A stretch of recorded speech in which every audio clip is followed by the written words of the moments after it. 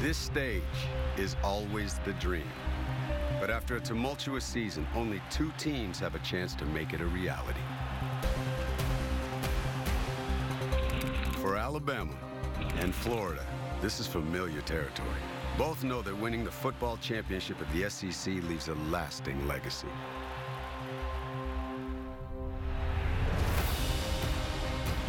The Bears set the bar high. His Crimson Tide rolling across the conference for decades. But a quarter century ago, a new head ball coach flowed from the swamp, and the Gators, fun and gun, touchdown, Reno Anthony! Oh, my! Eventually stemmed the tide. The Florida Gators have won their 4th consecutive Southeastern Conference championship. SEC dominance is rooted in the ebb and flow of this rivalry. Alabama wins! And mirrors the powerful personalities of the coaches in charge.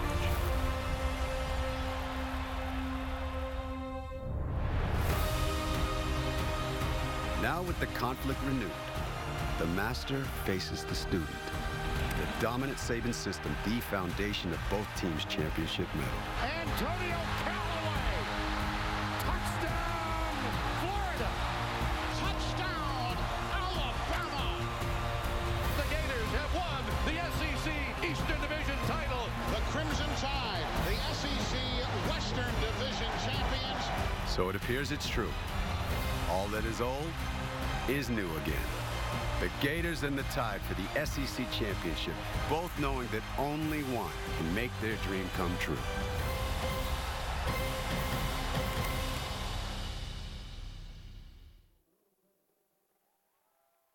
We welcome all of you to the SEC championship on CBS, presented by Dr. Pepper. From Atlanta, it's the Florida Gators against the Alabama Crimson Tide.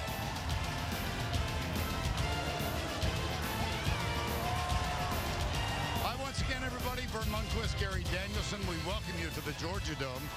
23 years ago tonight, Florida and Alabama met in Birmingham in the very first SEC championship game. Alabama won that one 28-21. And Gary, for the most part, form has held in this championship game, but around the country, not so much. I think you're right. I mean, it is college football, and we saw it in '98 when Nebraska lost. We saw Oklahoma lose, and in 2013, remember Ohio State had won 24 straight games? It's college football. Well, that leads us obviously to the underdog in this game, the Florida Gators. How do they compete in this one? Well, they've got a known and they've got an unknown. They have to start with their known, and that is a championship defense. This defense has to play and control a football game and give their offense a chance, and then maybe their quarterback, which has been their unknown, can do something a little bit different. Can he get out of the pocket and make that Alabama defense chase him and hit a big play like this? But when it's a pass play, will he scramble and do something? But I also think if Florida's going to be able to run the ball successfully, they're also going to have to design some runs for Treon Harris. I don't think they're going to be able to do it just from the tailback position. Well, it seems a long time ago now, but Alabama's one defeat came at home against Ole Miss. They have been on a tear since then. What's key for them today? Well, obviously they're the best team on the field in this game, and they can't let Alabama beat Alabama. They have been very good at protecting the football. If they allow themselves to get behind in this game, start turning the ball over, then Florida creeps into it. But they also got a guy that they can always hand the ball to, and he does not make a lot of mistakes. And when he's not making mistakes, he's making a lot of yards. And as the game goes on and on and on, he gets better and better and better. We really hasn't seen anything like this, the way one guy can make a team this good. This will be the 8th meeting in the championship game between Alabama and Florida. We'll be right back.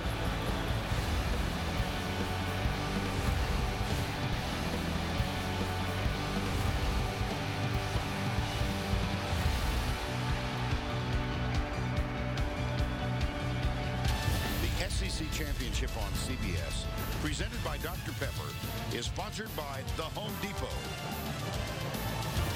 Budweiser, Auto Trader, and by Dr. Pepper.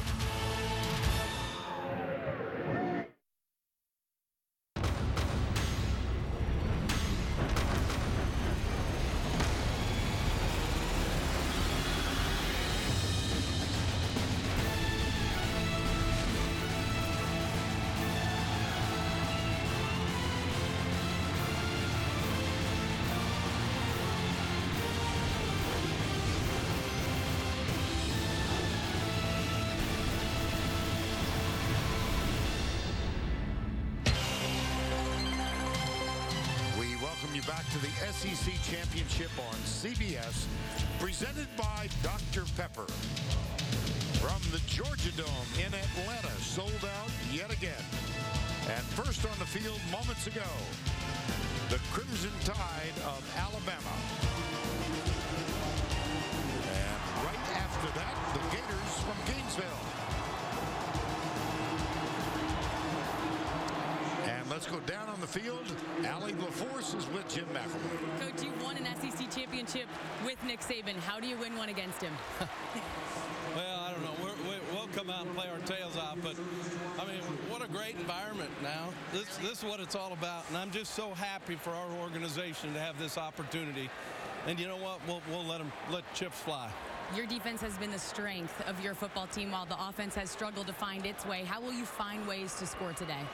Well, first thing we got to do is be good on 1st and 10, keep ourselves ahead on the sticks, and you know what, play some field position, but most of all, just play our tails off. Thank you. Enjoy the environment. Thanks.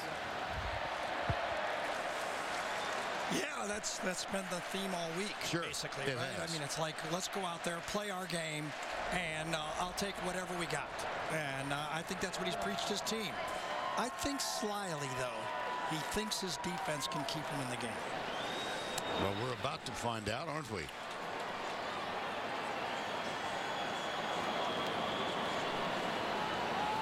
And Allie made her way across the field, but I think Nick Saban's ready to coach. So we will not hear pregame from Nick Saban. Championship history, as you can see, Florida's been in the event 11 times, trailed only by Alabama with 10. 7 wins to 5.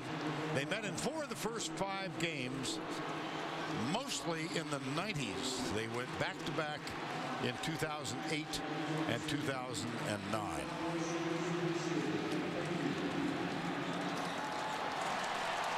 Vernon Hargreaves is back to return the kickoff.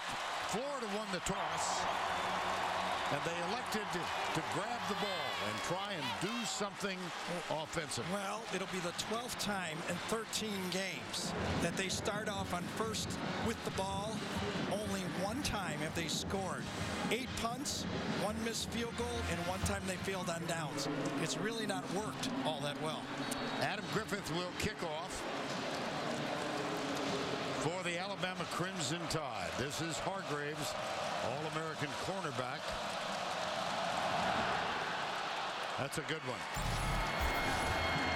And it will be Hargreaves taking a knee, touchback. Referee today is Matt Austin. And our replay official, Ben Oldham. Treon Harris, Gary. Well, there's nobody else. He saved the season because he was the only other quarterback that could play. Now, he's not maybe the prettiest quarterback, and he struggled lately, but he is the Florida quarterback, and he has to just be an athlete. I just think he has to go out there and be an athlete today. Well, he replaces Will Greer, or he did replace, after Greer was suspended by the NCAA for 1 full season for use of PEDs. First down and 10. Kelvin Taylor is the running back. They toss it to Taylor. He gets a missed block at right tackle. And Marlon Humphrey is there to make sure he doesn't go very far. And there's the Chick-fil-A starting lineups about to appear on your screen. Sharp, Ivy Thurman, Kelvin Taylor, featured running back, and he had his best game statistically in the last game. It was a loss to Florida State. Ball is stripped by Reggie Ragland. Defensively. And this is as good a front seven as you will see. We chose Denzel Duval. He was nicked, but he's really in the game. He's the only one we haven't mentioned in the starting lineup. Or as McElwain said, they're front 30. 3rd down 10. Harris out of the gun.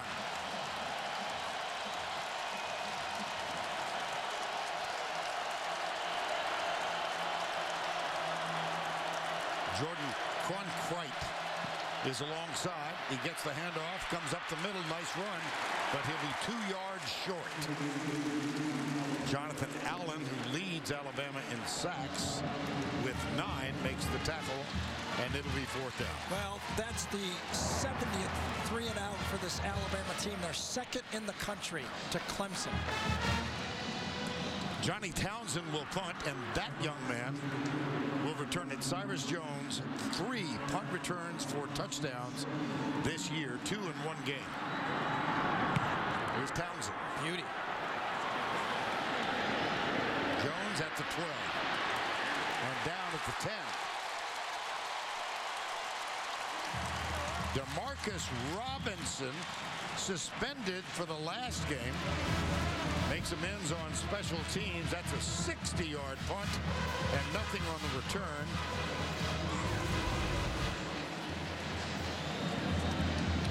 And here comes Alabama. Jake Coker, Gary. Well, he may be the most improved player on this football team. From the beginning of the year till now, he's earned everything he's gotten, and now he's a legitimate threat. Started every game except the loss at home to Ole Miss. He was, let's phrase it gently, he was irritated. On the reverse, Ardarius. Oh, it's Kenyon Drake. Well, we didn't expect to see that. Holy cow. Drake with a broken arm 2 weeks ago. And Vern Calvin Ridley gets the block. Watch the block by Ridley. Right there in the middle of your screen. Ridley lays the guy out. Well, how about that? Derrick Henry, first carry. And there's a little extracurricular activity. You know, for Florida, with Kenyon Drake on that first play, the last time they played Alabama, the first play to Kenyon Drake went for a touchdown. So I think Florida's saying, all right, much better here. Remember that? Remember? I do. Much better. Coker puts Henry to his right side on 1st down 10. Here comes Henry. Well, you've met the quarterback. How about the rest of the Chick-fil-A starting lineups? You always want to give the cow time to burp. Ardarius Stewart, number 13, he has really come on this year. 2nd in receptions with 50, trailing Calvin Ridley. 2nd down and 3.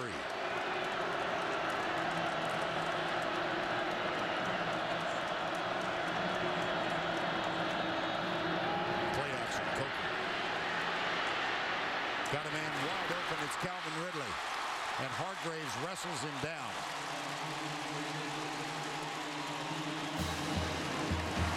You know what's amazing here is with this stack right here, they get Ridley off and free. And look at the space for Ridley to find it. He finds the open area, and it's delivered nicely.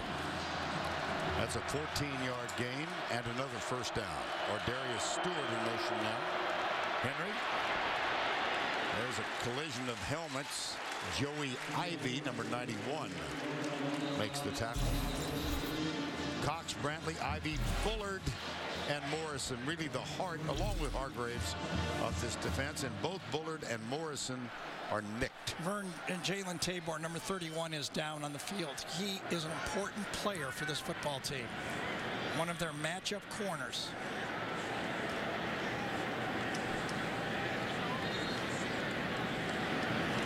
Tabor, the sophomore, will step aside.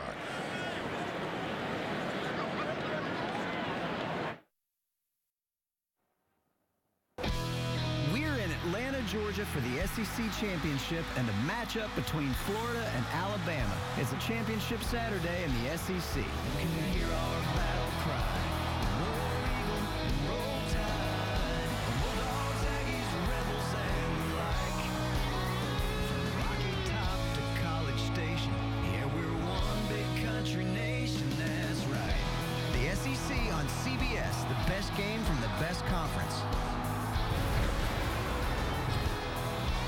And we are in the heart of downtown Atlanta on a beautiful December afternoon.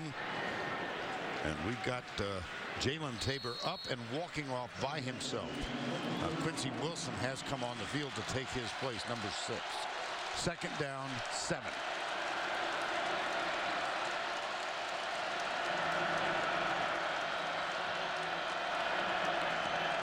Derrick Henry in the backfield. He comes left.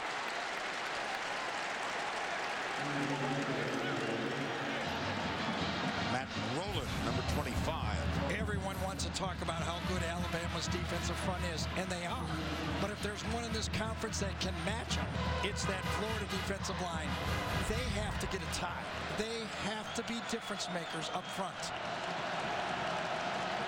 Calvin Ridley is matched up against Quincy Wilson on third down. Bottom of the screen, 3rd and 5.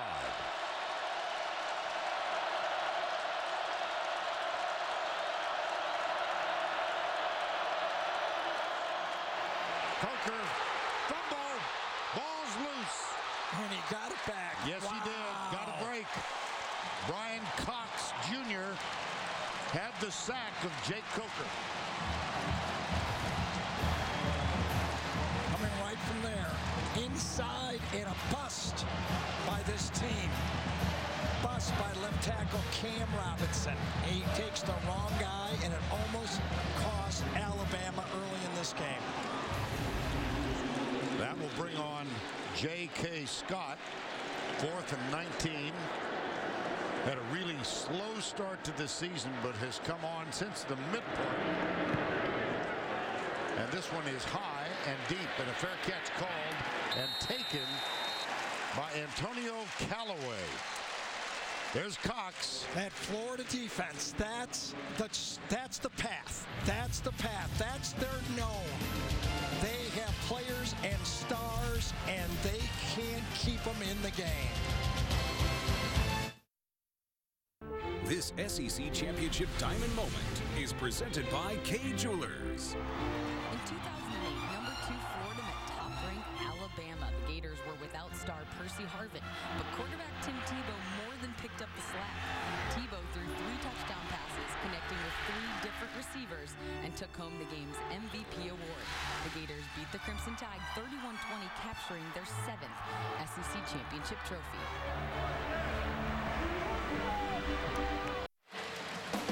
We are back in Atlanta tomorrow. The NFL on CBS. 4 games early to lead the Jets and the Giants. And then 2 games late. Denver at San Diego. It's regional action tomorrow. And it all begins with the NFL Today presented by Southwest Airlines. And to harken back to 20 minutes ago when we came on the air, and a thanks to Shimon Moore, one of the stars of CBS primetime programming, for his narration. That's Reuben Foster. Well, Florida is trying to find a way to run the ball and use their quarterback. Really, 383 rushes against Alabama this year, only 25 for more than 10 yards. It's hard to do it. Incomplete to Valdez Showers. Jim McElwain, go ahead. Excuse me, Aaron, you know the reason they want to run the quarterback is Tennessee had the most +10 runs. And with Josh Dobbs, they did that quarterback run. Can they do it? We'll see.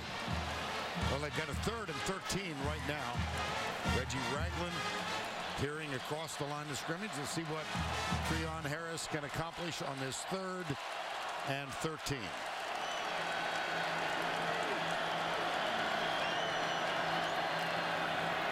Handed off. Jordan Scarlett. Fourth down. What did McElwain tell Allie? We can't lose on first down. And that's what they did. Lost on first down and got away from them. Jim McElwain, 4 years, the offensive coordinator for Nick Saban. He was hired off the Fresno State staff. And then after those 4 years, got the head job at Colorado State. They come after it and they block it. And it's not saved. It will be a safety. Keith Holcomb got it.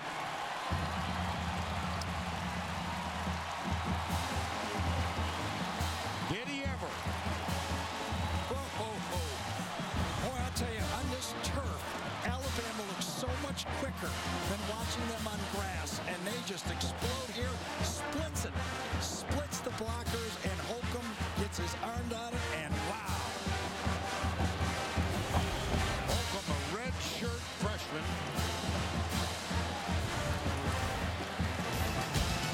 My gosh. Safety, almost a touchdown.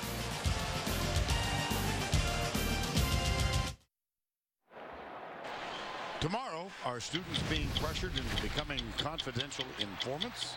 A 60 minutes investigation. Plus, a primate closer in DNA to humans than any other on Earth. Tomorrow, only CBS. There's Holcomb. And if it wasn't Holcomb, we could show you it could have been Harris.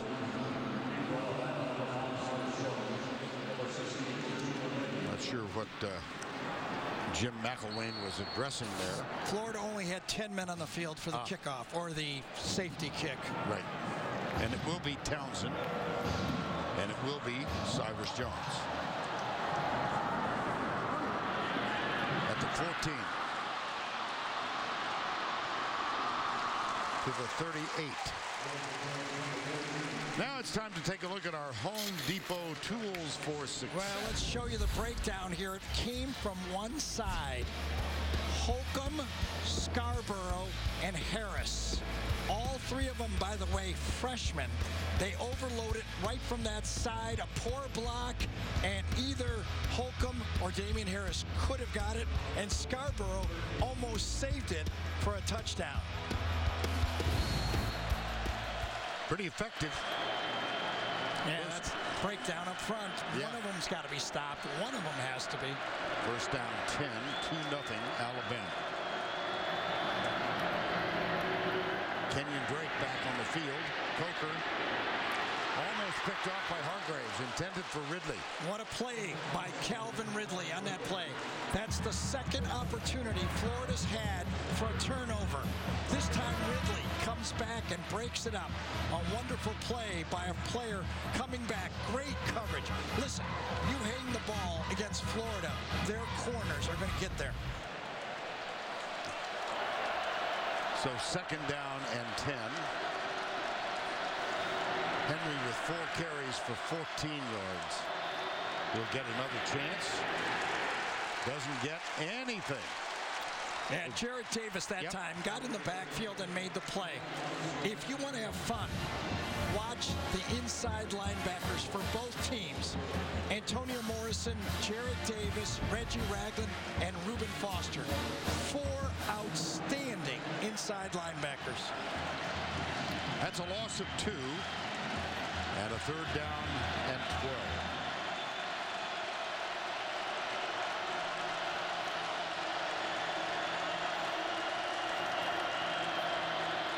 Rollout. Coker chased. Avoids the first. Avoids the second. Can't avoid the third and fourth. Second sack. This one goes into the ledger of Jonathan Bullard. I said it, 2 best defenses in this conference. Florida has a championship defense. Can they find some help? 4th and 19.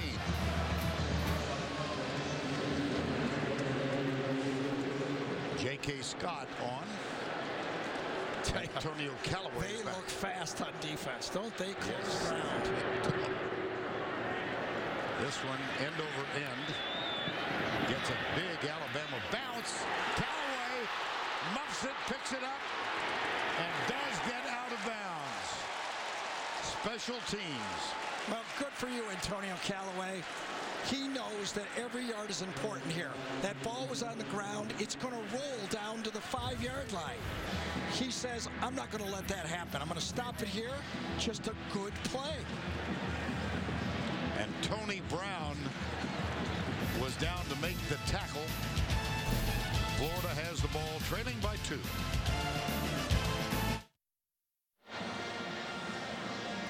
One year and 1 day ago, Jim McElwain, former Nick Saban assistant, was introduced as Florida's new head coach. He obviously is a guy that means a ton to me. And for him to take a chance on an unknown guy from out west to come run his offense. I hope the next time we see each other is probably in Atlanta, right? Around this time of year. He didn't believe that then. Well, they had a wonderful season. Yep. 2 losses. First year as the head coach. But they really struggled offensively, Gary, in the last month. Well, they sure have. I mean, they can't even get to 300 yards. And in this game, on 1st and 2nd down, they haven't had a positive play yet. There's Kelvin Taylor. That will go in the book as a slightly positive play. Picked up a couple. Dalvin Tomlinson. Just don't think the hurry-up affects Alabama anymore. They have gotten the feel of how to substitute versus this hurry-up. Play action. Harris with time. Fires it deep. Double coverage. Got it. How about that? Yes. Antonio Callaway. 46 yards. Matched up on Marlon Humphrey right here. Wasn't fooled, but watch Antonio Callaway shield Humphrey on the play and make the catch. And a first down at the 44 of Alabama. Taylor. Nothing. Jaron Reed.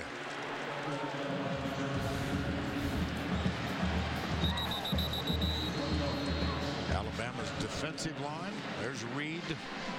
And for Taylor, 3 carries, 2 yards. Make it 1 yard.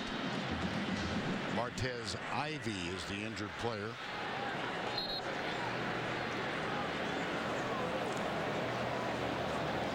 True freshman from Apopka, Florida. We'll be right back.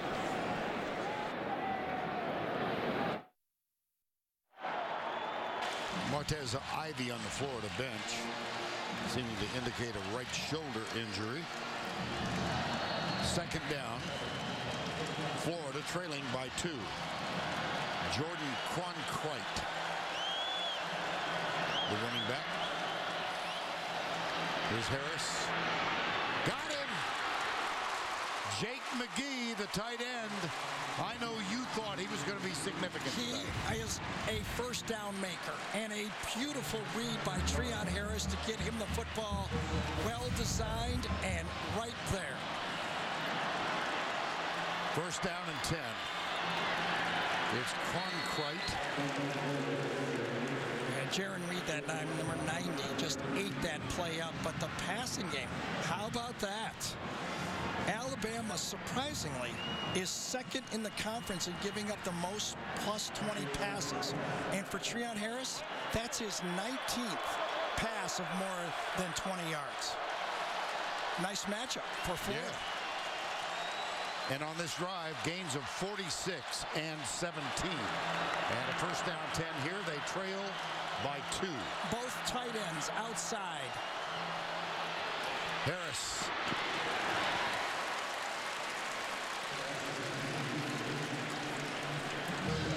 Well, we saw Martez Ivy going down with an injury. Let's go down to Allie LaForce with more. Vern, I believe you were right. Martez Ivy was holding on to that right shoulder. It didn't take the athletic trainers very long to feel in there hey, we have to evaluate this further. So he ran back to the locker room, and as I know more, I'll let you know. Okay. I did not see anything on that play at all. Third down 10. Remember, Florida struggles for field goals. You have to take that in mind as they call this play. Out of the half. Time is called by Florida. Yeah, Austin Hardin for the year, 5 of 13.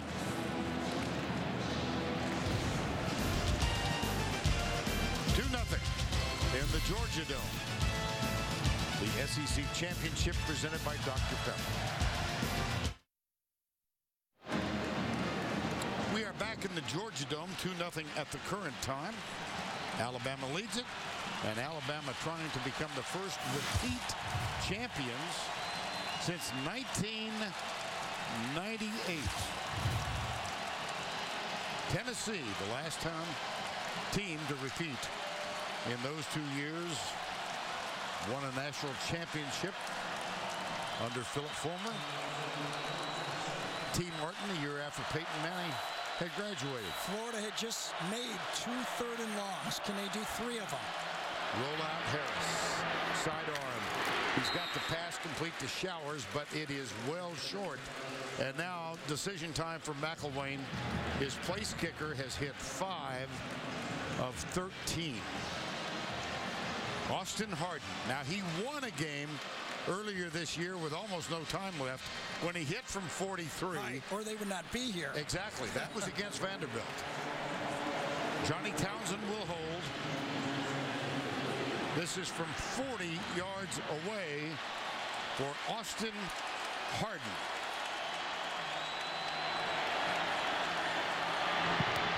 Blocked. Picked up. Cyrus Jones blocked it. DJ Petway gathered it in. Special teams. And they just moved that Florida field goal offensive line back. Reset the line of scrimmage. Hardin had one blocked against Florida State as well, but watch them.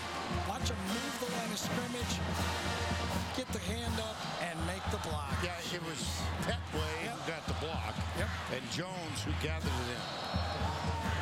So we've had a blocked punt and a blocked field goal. First down 10. I think Florida's going to go for it from now on when they get inside the 30-yard line. Sweep. Ridley. Wow, that second hit. They had Kenyon Drake in the game again, but used him as a decoy on that one. He actually faked the reverse.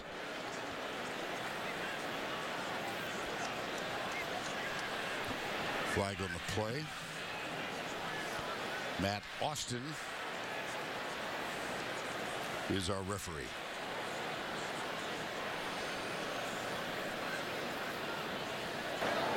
Illegal motion, offense number 3. Number 3 went in motion from the line of scrimmage. It's a 5-yard penalty, still first out. That's Calvin Ridley. Let's go back and take a look at the Yeah, right at the end of it. He took a strong one, didn't he? That stood up on the play. Quincy Wilson, and boy, they all piled in there. Yeah, Nick Washington was number 8. First down and 15. Boy, Alabama's got to be worried about their pass protection. How will they do this? Drake looks for a block on the edge. Doesn't get it. Boy, did he get hit right at the end by Morrison that time, number 3. You know, when we were talking to Will Muschamp before the Auburn-Alabama game, I asked him, what player on Florida would you draft and bring here if you could? And he said, nothing against any of my guys, but I love Antonio Morrison, number 3. He plays with a fire inside of him. And as we said, with an injury that made him only possible for this game, this is Mullaney. Marcus May, number 20, makes the stop. Third down. 3:21 to go, first quarter. Safety on a blocked punt. And then no score for Florida on a blocked 40-yard field goal. This is where the Florida defensive line can make a difference. They have to feel good about themselves.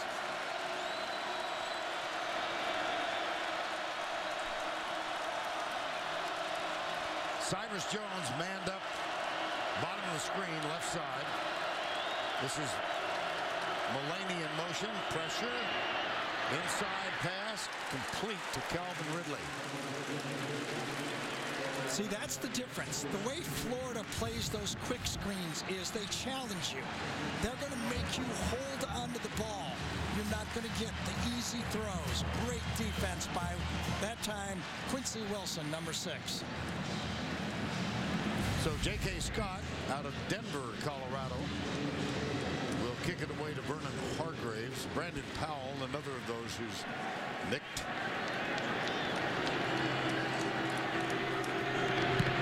Scott, boomer. To let it bounce. It's dangerous. Yes, it is. That's exactly what I was talking about, is the time before when he caught it. He knew it could be down on the 2-yard line. So far, it's been a disaster for Florida on special teams. Whether they punt, recover a punt, return a punt, or on the field goal, and now on the long punt by Alabama, they get it down inside the 5-yard line. A great start for Alabama special teams. And it was down by number 3, Bradley Silve. Young man out of Louisiana. Another of those whose family was so affected by Katrina. Kelvin Taylor gets it in the end zone. And he gets a hard 3 yards out to the 5. Sure did. But you know, if you're Florida, you're saying, can we continue to survive? Our defense is giving them problems. Can we just not beat ourselves? As you see Ivy on the sidelines there, important player. They've already had to shuffle their line already. They got Trip Thurman at center. Cam Dillard's out. So this will be their 3rd guard at left guard. Now David Sharp has moved over to left tackle. Here's Taylor again. And it will be 3rd down as Dylan Lee, number 25, makes the stop. There's Lee, big interception earlier this season. Yep, that LSU game, he was basically the star of the defense that night. Intercepted LSU on the first play of the second half. Interesting call. Well, they let Treon Harris throw the ball here. He's been successful. 3 of 6 for 68 yards, a long of 46. That's McGee, the tight end. Here's Harris from the goal line, under some pressure. Flings it out. Ouch.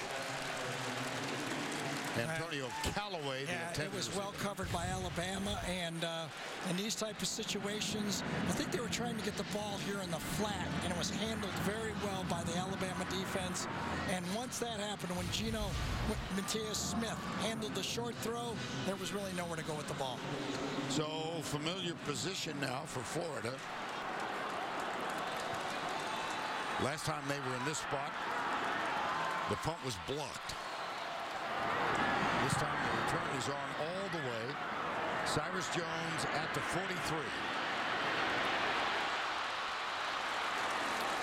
To the 42. Next Saturday, another big-time matchup of NCAA hoops as the Ohio State Buckeyes and the UConn Huskies clash in an early season showdown right here on CBS Sports. Fun to see old buddy Bill Raftery You working got today. it. You know, this is where Lane Kiffin loves the play-action pass, though. Can he match up Ridley on the 2 very aggressive safeties for Florida? May and Neal love to get it their nose inside and make tackles.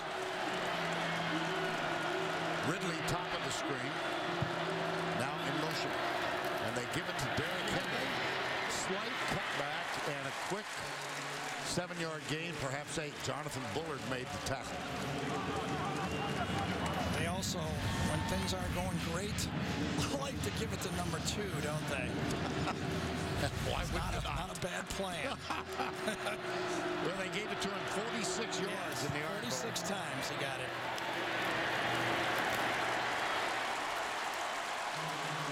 That's his 7th carry in this one. And it is true, he seems to get stronger as the game goes on. Or everybody else steps it back a little bit, and he does not get tired. He's a workout maniac as well.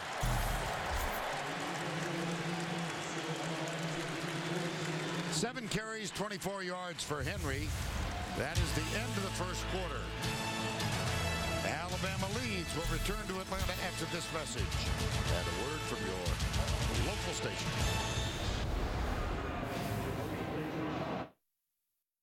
I'm going back to my roots. Another day, another door, another high, another low. Rock bottom, rock bottom, rock bottom. I'm going back to my roots. Another day, another back in the Georgia Dome, the SEC Championship on CBS, presented by Dr. Pepper. We began the second quarter. Vern Lundquist, Gary Danielson, Allie LaForce, and Alabama with Jake Coker at quarterback. First down 10 at the 30. Kenyon Drake in motion. Give it to Henry up the middle. He's met. Ball's out. Yes, it was.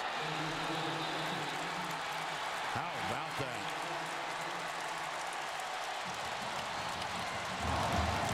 The Gators are first in the SEC in turnovers forced. Met head on. And the ball pops out.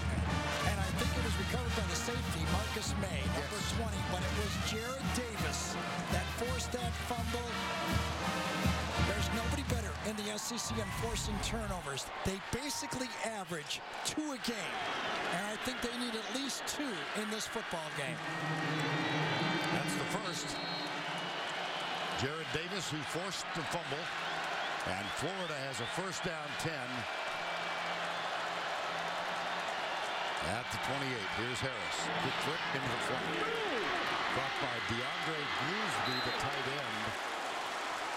Up the near side. Well, special teams really is the story of the first quarter. It was, but I think the biggest story also is the corners for Florida. All 3 of them, Tabor, Wilson, and Hargraves, has allowed this Florida defense to be very aggressive. It's something that, Alabama hasn't seen all year, somebody that challenges their offense. It's got them a little off balance. They're taking away the short throws. Now they have the ball. Harris back. Looking deep, firing deep, overthrowing everybody. Antonio Callaway was well defended by Gino Matias-Smith.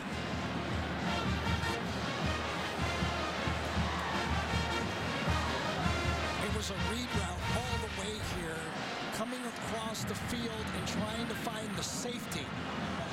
Harris thought he was going to go deep, and Callaway cut in front of the safety. That happens. You can live with that if you're an offensive staff. Second down 10. Brandon Powell is in the backfield now, and Treon Harris uses second timeout of the half. Florida timeout. 2-0. Florida with the ball after Henry's fumble.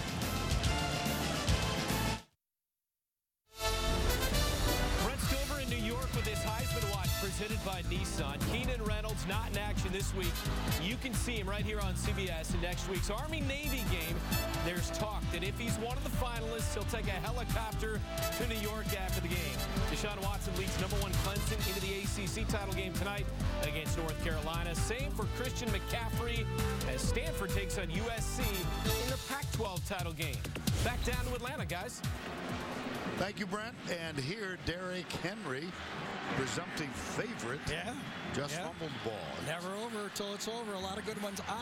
If I had a vote, yes, I would have Keenan Reynolds on my vote, somewhere on my ballot.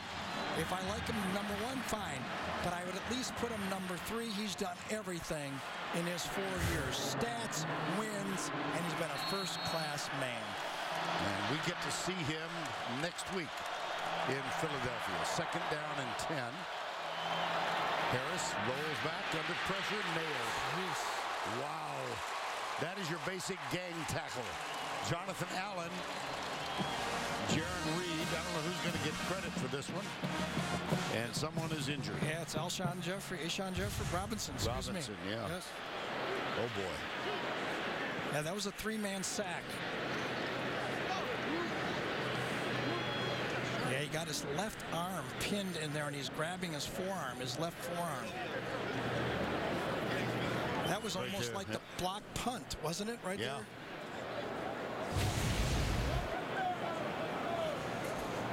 Ashawn Robinson, number 86, is the Alabama player down. We are back in Atlanta, and I'm going to read this promo with enthusiasm. Perfectly. Yes.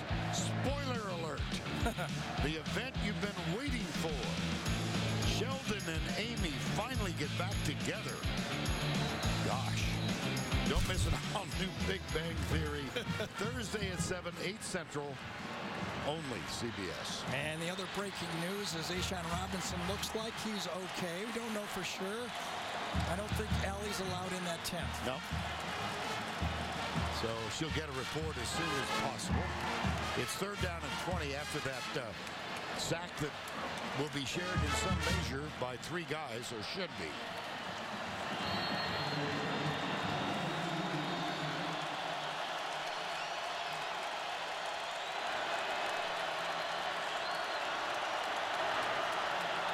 From the edge, watch out.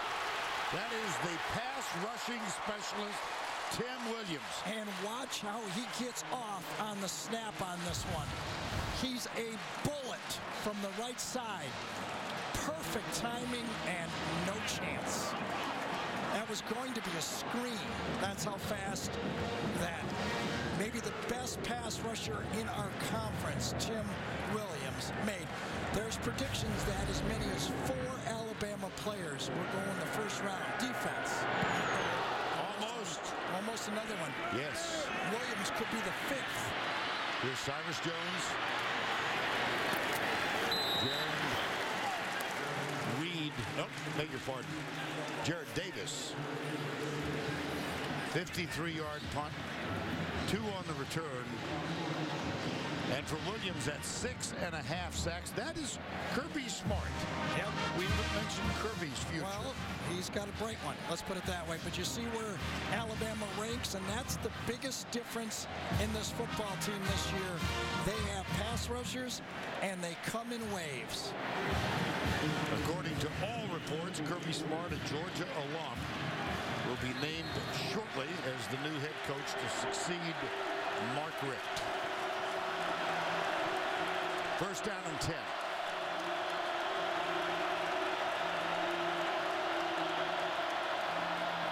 Play action. Coker out to Kenyon. Drops it. And that's that protection he's wearing on his right hand. A week ago, he tried it, and they wouldn't let him get in the game. This week, he gets in the game. He had the first carry of the football game, but he still is favoring that right hand, right arm. Second down, 10.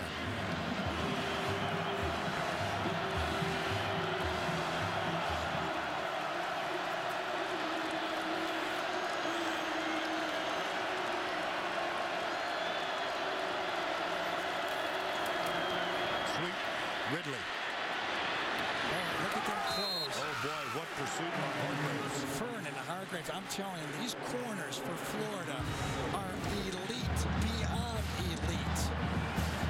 And they come up and they hit as well. Vernon Hargraves was saying, I don't really look forward, to tackling number 2, but I'll do it. Third down, 8. A score of 2-0, a safety on a block punt. Ridley, for the moment, in the backfield. Now he's going left. 4-man rush, they stunt. Coker can't get it. 4th down. Yep, they forced him to throw the ball just a little bit before he wanted to. Caleb Brantley, number 57, got in there. Coker throws it backing up, and he's not accurate with the throw. Boy, I'll tell you, 2-0, and Florida is feeling great about this football game. 4th and 8. It's Callaway, the deep man.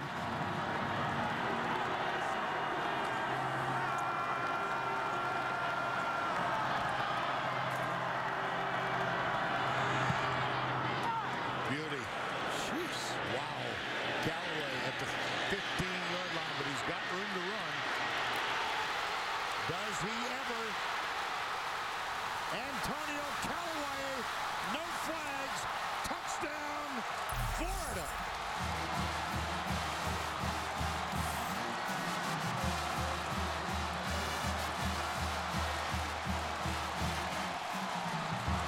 Special teams. Can you say he outkicked his coverage? Because this looks a lot like LSU. It's only the second non-offensive touchdown Alabama's given up this year. Texas Christian. Truth to Alabama. The future dentist is on for the extra point, which is good. Neil McInnes, remember before the Florida game? Florida, Georgia? He is the ultimate walk-on. Gary, take us through it. Look at the space when he catches the ball. One cut and he's gone. One cut and no one had a chance on him. That's called a beautiful punt and a better, beautiful return. Callaway, electrifying. That's exactly what the Gators need. Something from something other than their offense. Wow.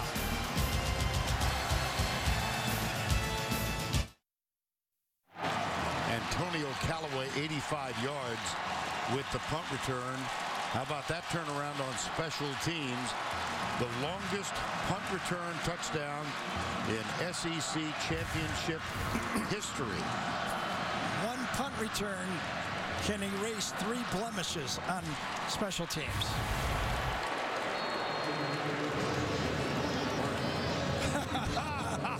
Big kiss for Mac. There you go. Oh, my gosh. Austin Harden will kick off.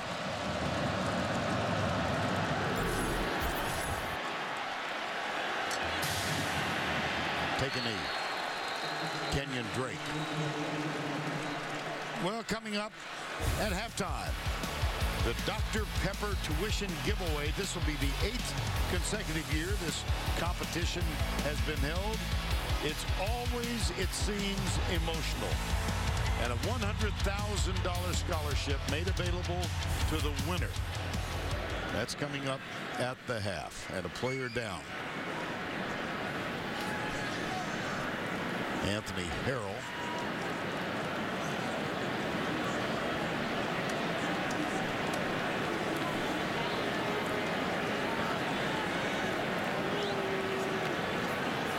Senior special teams player. It's another injury in this ball game. I have to say I was surprised that Kenyon Drake was back there returning the kickoff. You know, there's a lot of violent collisions on that kickoff. There's Harrell right in the middle of the screen right there. Let's see what happens. Oh, he just his leg or knee went out while he was running. Well, we'll take a timeout.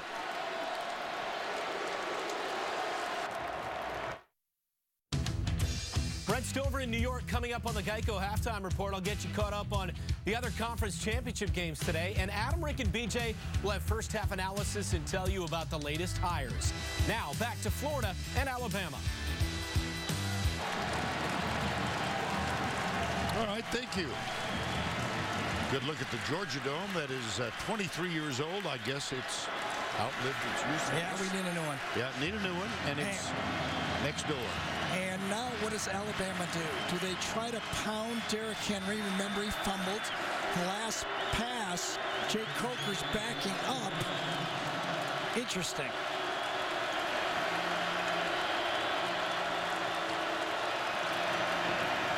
They give it to Henry. South Florida defense. Joey Ivy, number 91, with this tackle. Well, the word is that Henry gets stronger as the game goes on. And last week we saw it. In fact, he had to because he carried the ball on the last 14 plays for Alabama. This afternoon, 9 carries, 29 yards. Here's Coker. Fumble. I think he's going to call him down. Down? Yep. Okay. Yep. Knee down. Ruling on the field as the quarterback was down by contact. First down. His elbow hit the ground. I don't think there was any contact. I just think his contact with the ground. I got it. On first down after a 17-yard gain, a little bit of a mishap. Yes, there was. That was another read play. Same play again.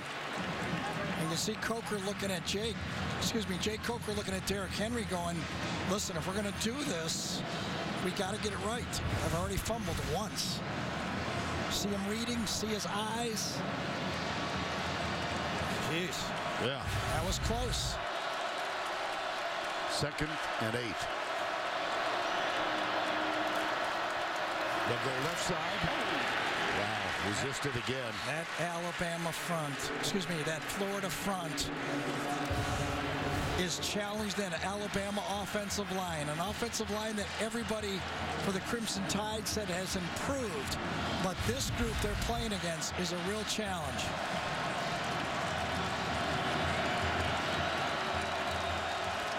Jordan Sherrod is on that line, number 17. Here's Coker. Got the first down to Calvin Ridley. Vernon Hargraves with the tackle. Calvin Ridley just matched up with Vernon Hargraves. Hargraves going, I just did 2 years of Amari Cooper. I know you're good. It doesn't scare me. First down, Henry. Got into the secondary on that one. And let's go back to New York. Brent Stover with a Chick-fil-A update. Vern in the American Conference Championship game, Greg Ward Jr. with 148 rushing yards and 2 touchdowns. Houston beats Temple 24-13, and they will represent the group of 5 in either the Peach or Fiesta Bowl, guys. Alabama's in an illegal formation right now. They don't have too many men in the backfield.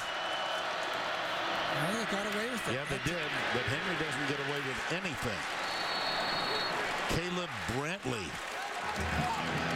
was the first man there. I thought Ridley was in the backfield on this play. Look at it at the bottom. Guys up on the line, they got 1, 2, 3, 4, 5 players in the backfield. That should have been called. 3rd down, 4.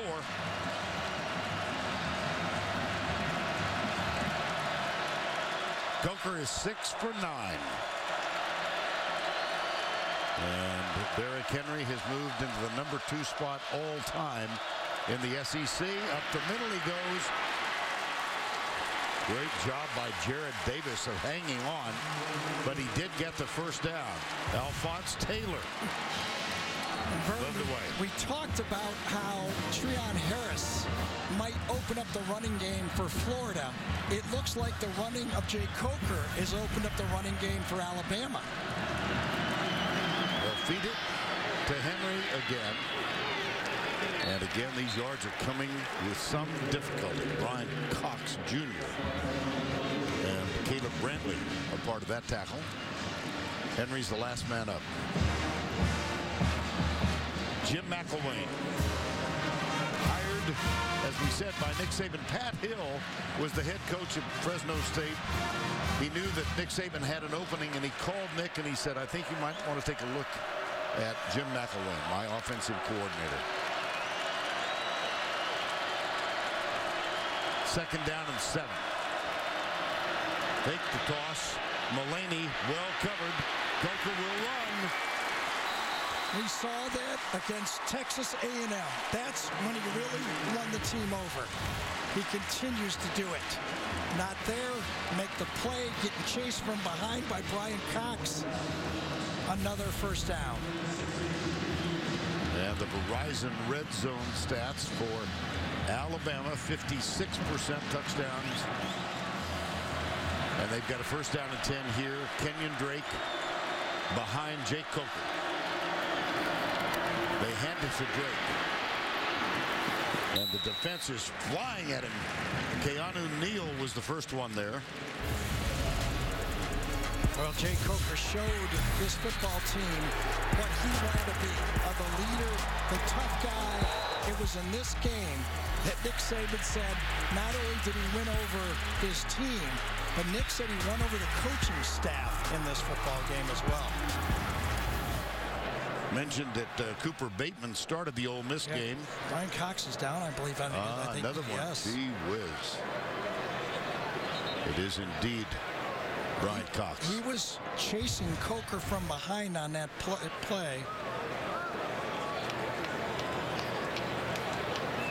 Yeah, I didn't see anything again.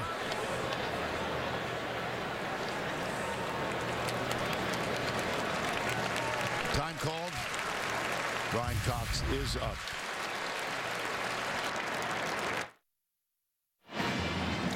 Brian Cox on the Florida Gator bench. Allie, you've got more?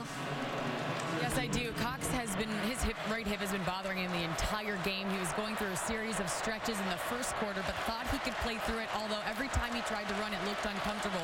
Now it finally became too much, and they're walking him slowly back towards the locker room. Thank you, Allie. Damian Harris is in the backfield now. No, Kenyon Drake, I beg your pardon. Coker. Look at that closing. Jared Davis got a little speed. They're going to call that an incomplete pass. He throws it with his left hand. Yes. There was a receiver right in the area. I don't know if he ever saw him. There's no foul for intentional grounding. Number 16 was in the area. Boy, you're right, though, Vern. Jared Davis closed up so much space. I said Alabama looked faster on turf. Wow. Watch Florida play on turf. And Mullaney was just close enough to get that call. Now, we do know he was intentionally grounding the ball to save the yardage. You think? But if you can do it towards someone, get away with it. Follow the rules. Yep. Derrick Henry's back in on 3rd and 9. We'll see how many Florida brings. They bring 5. Left side. Ardarius Stewart backs up. Well short of the first down.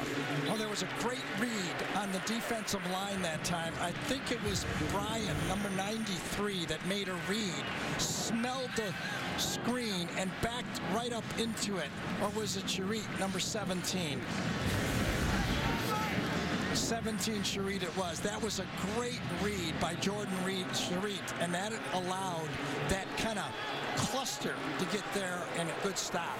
Another stop by this Florida defense. 28-yard field goal attempt. You saw the graphic, 5 for 5 last week for Adam Griffith. He's perfect on this kick. And our score is 7-5. But Vern, that's what Auburn did to stay in the football game.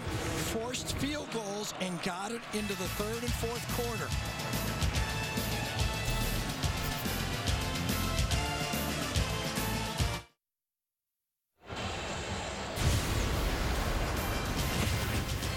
Coming up, the Geico halftime report. Adam, Rick, and Brian are here with us. Always good to have them present on site. And Who overruled them? Who overruled them?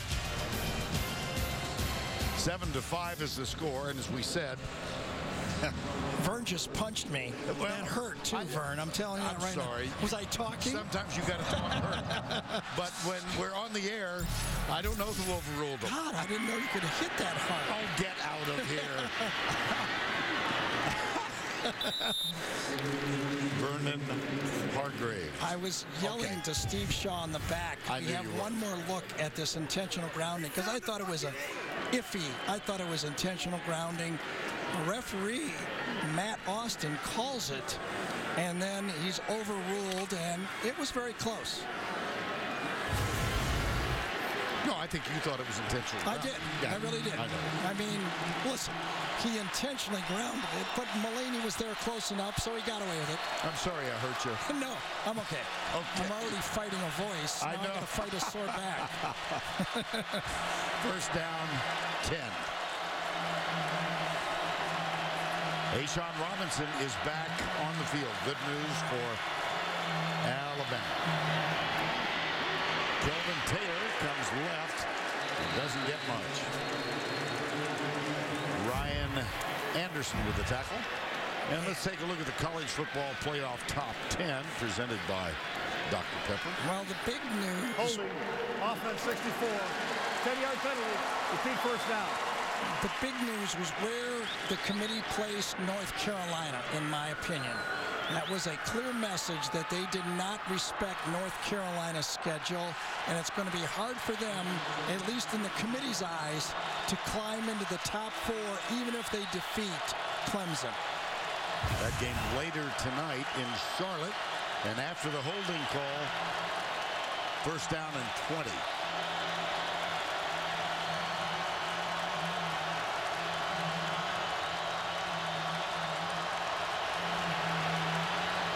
Here's Harris into the flat for Jake McGee.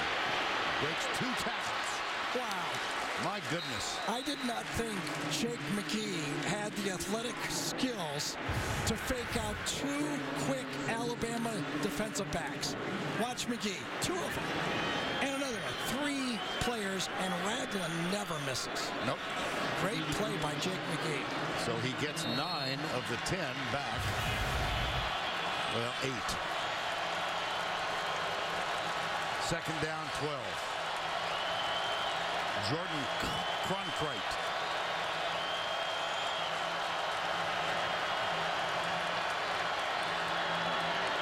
Harris got him at the 10. Ryan Anderson. That's his 5th sack of the year.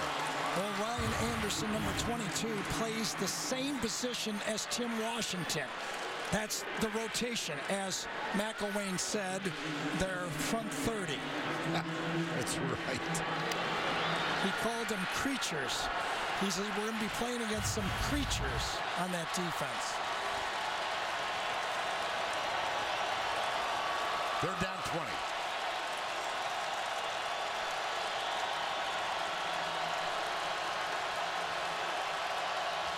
Four-man rush.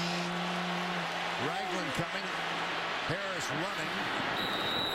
And it will be 4th down.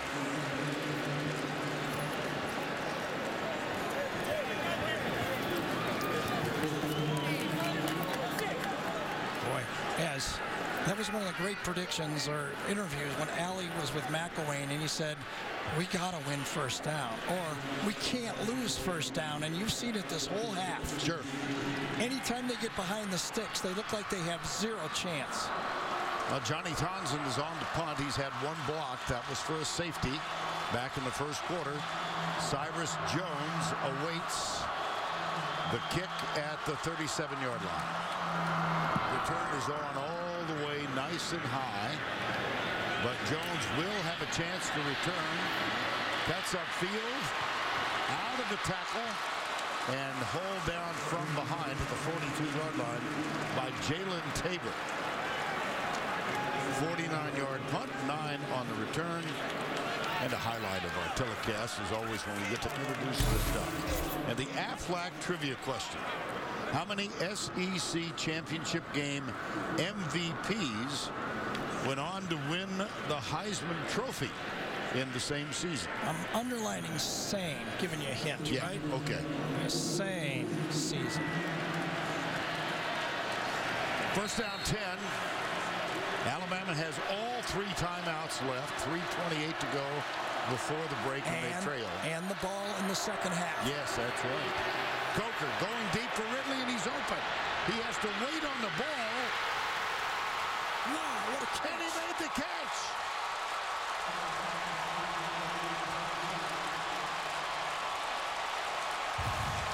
Wow. Undercut by May, coverage by Hargraves, and Ridley comes up with it. Jake Coker didn't throw it far enough, but he sure threw it straight enough. Derrick Henry, he's got 22 touchdowns on the year, and he gets nada on that one. He was wide open, first down plays. Lane Kiffin, I called it the one before that he would go for it, but on this one he had him wide open, but the throw was late, and what concentration by the freshman Ridley, this year's version of their star receiver. Yep. It went from Julio Jones to Amari Cooper to Calvin Ridley. Well, he came into the game with 67 catches. He's got 4 in this ball game. Florida, their third and final timeout of the half. Florida calls time. They have none remaining. Boy, when you got a guy that can track down a ball like this, as a quarterback, you can't get any better than that. Just throw it up.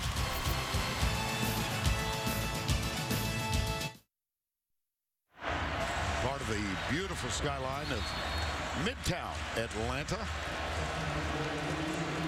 And the SEC Championship game presented by Dr. See how quiet I stayed that time?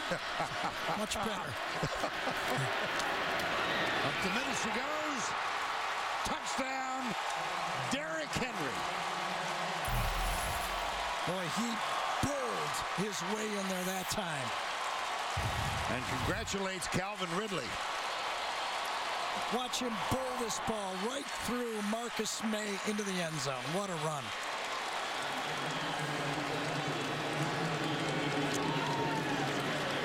Lane Kiffin. Well, it was basically the same play Lane Kiffin likes to use. When he can match up a receiver to a safety, that's when he likes to go deep. Adam Griffith with the extra point.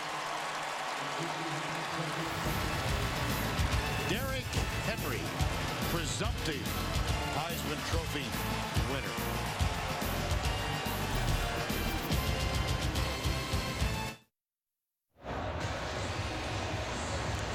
Alabama bench, Jake Coker getting congratulations. Derrick Henry with the touchdown from Yulee, Florida. Single season rushing leaders. Tim Tebow is in the house. Trey Mason. Yep. Ties Tebow for most touchdowns. How about that? Trey Mason right there.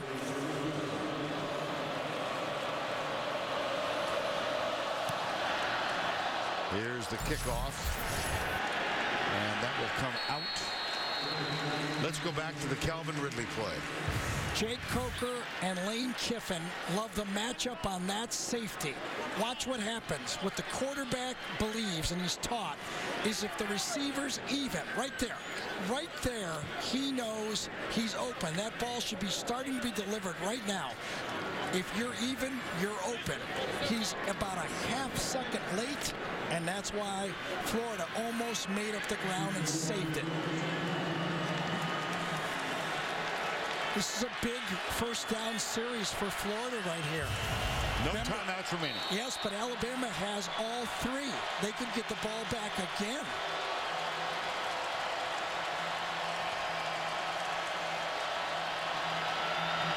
Harris batted backwards into the arms of Harris. Can't throw it again. Can only throw it once. It was Jaron Reed who batted it backwards.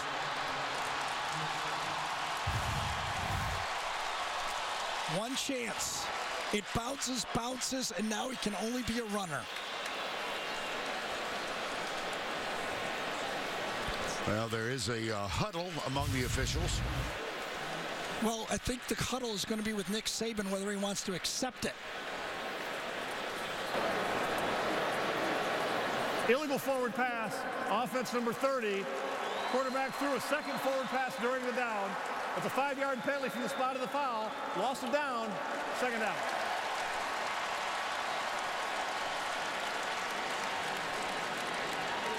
I think what Nick Saban wanted to know is when will the clock start? Because right now, if it would start, he would want to take a timeout. He found out he would not start, so he did not use a timeout. And again, they're behind the chains. On first down, Harris is tripped up in the backfield. Alabama should take one right here. Jaron Reed again with the tackle.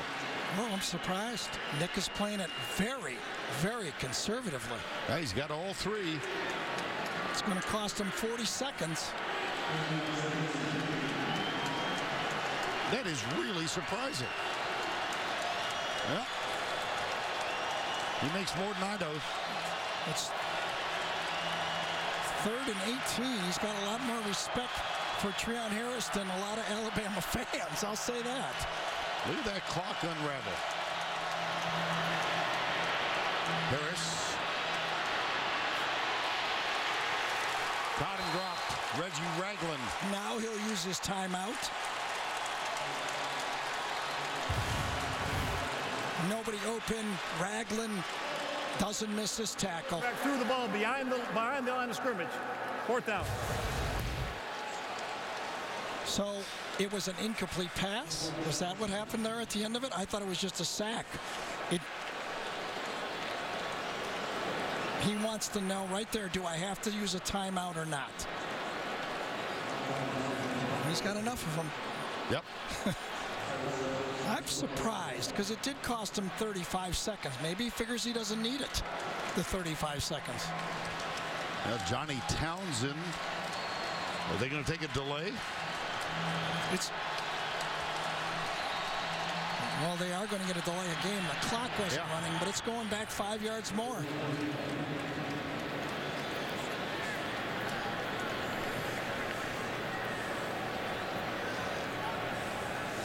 Remember, we set it up with about 2:30 to go. Alabama with the ball, plus getting the ball in the second half. Please set the play clock to 25 seconds. It'll start on the ready for play. There is no foul. They score quickly enough where with their timeouts, they had control of this first half and were able to organize and get the ball back. And now with 3 timeouts. I would rather have 2 and an extra 35 seconds, but that's just me.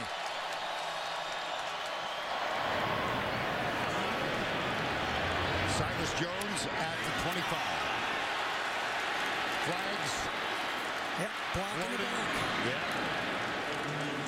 Oh, Nick will be irate with this call. Tony Brown, number 7. He'll be irate with Tony Brown, number 7. It was an unnecessary block, and he puts his team in tough. Yep, that's who he was. He wasn't going after the officials. He was going after Brown. Yep. During the return, illegal block in the back, receiving team number 7. 10-yard penalty from the spot of the foul. First down. Yeah, that's a scoring opportunity. Watch Tony Brown. Scoring opportunity taken away with that block in the back. That is about as... Yes. That's obvious. Yes. And silly. And Nick knows now they take a scoring position and put it backed up. And I don't know how good he feels about considering the sacks and the skill for Alabama's secondary, what he wants to throw the ball backed up where he is now. Did I say Alabama's secondary? The skill for Florida's secondary is what I was referring to. Well, Ridley is going to break the huddle and come way wide right. Mullaney's in the slot, or Darius Stewart. When McElwain was the coordinator, I could call the screen pass. I would have knew it was coming. What about Kiffin? How about handing it off to Derrick Henry and getting nothing out of it? And let's answer the Aflac trivia question, which was how many SEC championship game MVPs? There were 2. You got them both I did. yesterday. Yeah, I'm starting to scare myself. Yeah. Danny Werfel under Steve Spurrier. Cam Newton in 2010 put together one of the more extraordinary seasons in college football. You know what's an interesting stat about this game that I read also is this will be the 20th consecutive year that a new starting quarterback will be the winning quarterback in the SEC championship. When you think about it, as you look at the injury to Robinson right there, A.J. McCarron was back-to-back national champions, but he was not back-to-back SEC champions. Remember 2011. Right. There's Coker. And let's see if we can determine what happened to Cam Robinson. In the last minute, it is subject to a 10-second subtraction. Florida has accepted the 10-second runoff. Alabama has decided not to take a timeout to save it. Please set the game clock at 40 seconds, and the game clock will start on the ready for play. It was a great punt by Florida. It was well covered, but the penalty changed the whole strategy at the end of the half. This is a big win for Florida. Getting out the half, the score the way it is, I think they got to take this and be happy. 5 points down, considering they had a punt blocked, I think they're thrilled.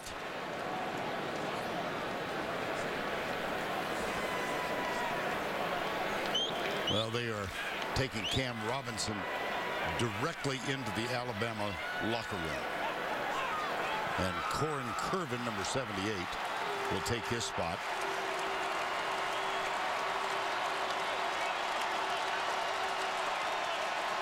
Well, I wonder if Alabama just won't take a knee. I think they're going to shut it down. Yeah.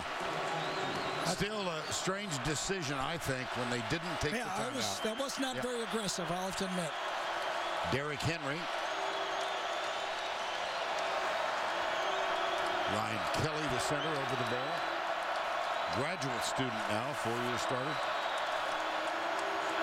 It'll be Henry. He hangs on for dear life. And he gets a first down. Well, you saw Nick Saban's reaction to this. Push from behind, and all of a sudden, pretty good field position gets wasted. Derrick Henry at the end of the half, 65 yards on 19 carries, 1 touchdown. And Allie is with Nick Saban. Coach, special teams were a huge advantage for you to start this game until Florida's punt returned for a touchdown. The first you've given up since 08. What happened on that play? Well, it was a block. So, they were trying to block it. So our guys really got jammed up at the line of scrimmage. And, we lost one of our gunners.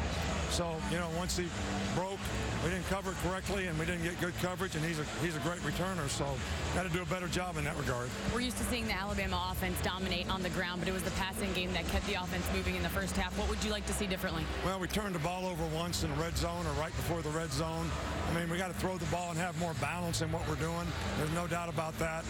But I think if we can control the ball, go fast, it might help us in the second half. Thanks, Coach. All right, thank you. Allie, thank you. Coming up, the Dr. Pepper tuition giveaway. End of the first half, 7-12. Alabama has the lead. The giveaway after this message from your local station.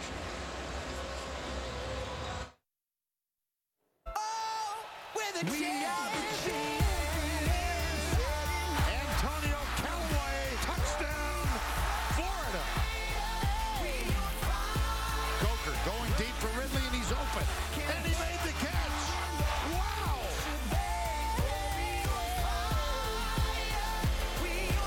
And we are back at the Georgia Dome, the SEC Championship on CBS, presented by Dr. Pepper. Moments ago, Allie the Force chatted with Florida head coach Jim McElwain. Coach, your defense and special teams kept you in this game. How do you get the offense going? Well, it starts with 1st and 10. We're getting behind the sticks again, and we're getting beat up front a little bit. We got to give him a little help, on that right side, and yet at the same time now we're hanging in there, and this is a heck of a ball game. Sure is. Thanks, Coach. Good luck. Thanks. He seems to be having a fairly good He time. has a lot of fun. I don't blame him, though. Well, good for him. Jim McElwain, after a 10-2 season at Colorado State, beckoned to Florida, and he's made a lot of fans down there in 1 year. Yeah, well, let's break it down. Okay.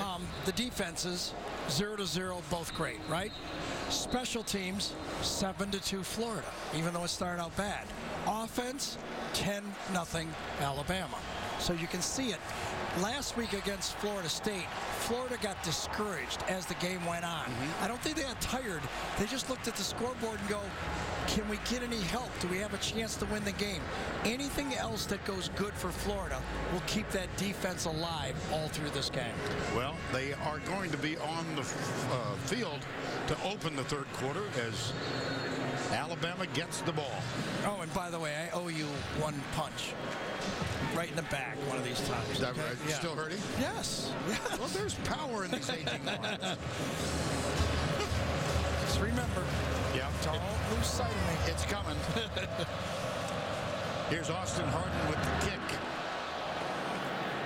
Kenyon Drake. Oh, my goodness. Decides to bring it out. I was surprised that he would be doing it, but he aggressively is doing it. He carried it in his right hand, too, the whole time. That's the one that had the pinhook in it on his right forearm. He must have the confidence of Nick Saban. He fumbled on one kickoff this year against Ole Miss, and he almost dropped that ball. Almost stripped, and he recatches it. Look at that. He recaught it. Vern Robinson and Cox are both on the field. Okay, Brian Cox is on the field for Florida, injured, and Cam Robinson, left tackle's on the field for Alabama. First down 10. There's Robinson. Or Darius Stewart. That's the reverse. There's Stewart, gets the toss. Out of bounds on the sidelines. Knocked there by Jared Davis, who's having a terrific football game. They can run, those two linebackers. Morrison almost got that one. Henry has been stopped. Now, that's a good defensive effort against Derrick Henry, but the game is long. Treon Harris, not much, but that's all they got. And we talked about it on camera, special teams. Bigfoot. Little wide receivers. Blockers are Darius Stewart. That worked.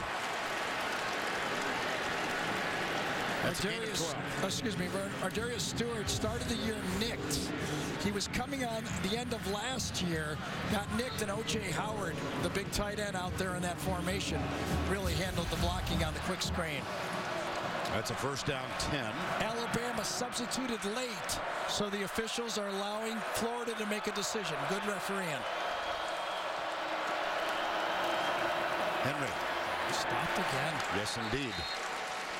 Jonathan Bullard and Caleb Brantley collaborating for that stop. Well, there's no doubt that this is an elite defensive football team. And I know, as I said, I suspect McElwain was playing a little bit of possum, saying, oh, we have no chance, these are creatures. But I bet he was selling all week that we're just as good as them. Let's put some fear in this team, get into the fourth quarter, and see what happens. Second down 9. Flag.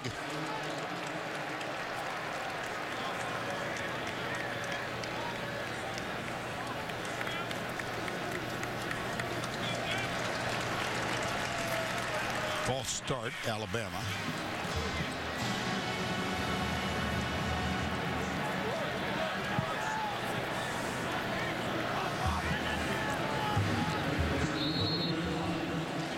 Ball moved to the 35-yard line. Just watching number 3, Antonio Morrison, is really a revelation. Remember, he had major knee surgery in the bowl game last year. Just, less than, a year, and he's back playing at this level. Amazing. Coker will keep it. And he gets 4 of the 5 back. Jalen Tabor. Aerial coverage provided by Goodyear. Isn't that some scene? For 60 years, Goodyear has provided aerial coverage of college football's greatest traditions and biggest rivalries. Defensive coordinator Jeff Collins inserts another cornerback on the field. They're in their dime package. 3rd down 10. 6 defensive backs on the field for Florida. One of whom, Hargraves, is over here, bottom of the screen. Now Ridley comes, and he's the slot receiver, and Hargraves backs off. Coker drills it, incomplete, 4th down, punting situation. Roughing the passer. Oh, boy. Automatic 1st down. Jared Davis, number 40.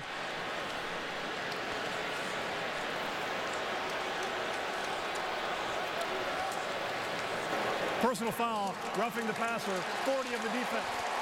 15-yard penalty, automatic 1st down. Well, Jake Coker's so big, and he extends plays. And Jared, oh, geez, that was an obvious one right there. I was going to give a little bit of the doubt to Jared Davis, but no. He knew it as soon as he turned around. He was looking for the flag, and he knew it was coming. And that's a big, because remember, that was going to be a punt. That's almost the equivalent of a turnover for Florida right there. That would have been Florida's football. And the march off gives Alabama possession at the 46-yard line. And think about it. Not only is it a turnover, basically, Florida gets the ball back when they had to give it away. 14 has to go out for 1 play due to injury since the training staff came onto the field. Well, that's interesting. Cooper Bateman, the backup quarterback.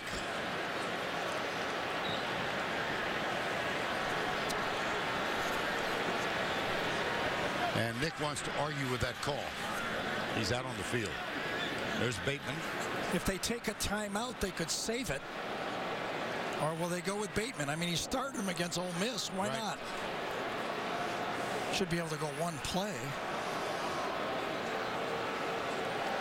Well, the training staff is out on the Florida side.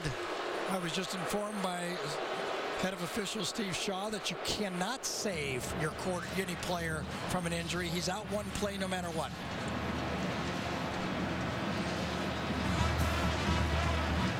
I think Nick's trying to get clarity on that right now. Yeah, I think so.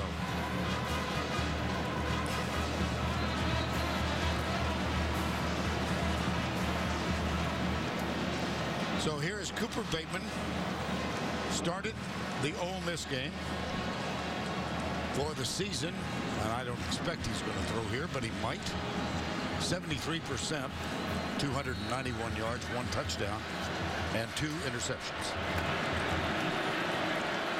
Derrick Henry is behind him. 1st down 10. Henry.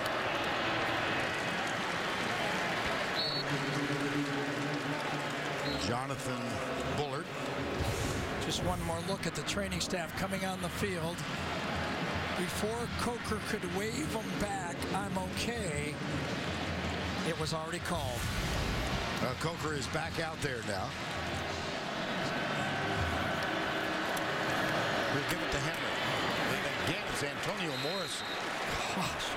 Wow. Keanu Neal also. Yes, Vern, excuse me. It all fits together. The defensive line gets penetration, and the linebackers clean it up. Watch Brantley. Watch Bullard, number 90, get in the backfield. And even the safety, Keanu Neal, is up there to make the play. For the game now, 22 carries, 71 yards. But his longest gain has been 9 yards. Here's Coker. Hit from behind by Jared Davis. Yeah, Davis went for the football. I'm surprised Coker could hold on to it, to tell you the truth. I thought Jared Davis was going to pop that baby loose. Coming from behind, got him, goes for it, and just tucks it just in time. Decision here.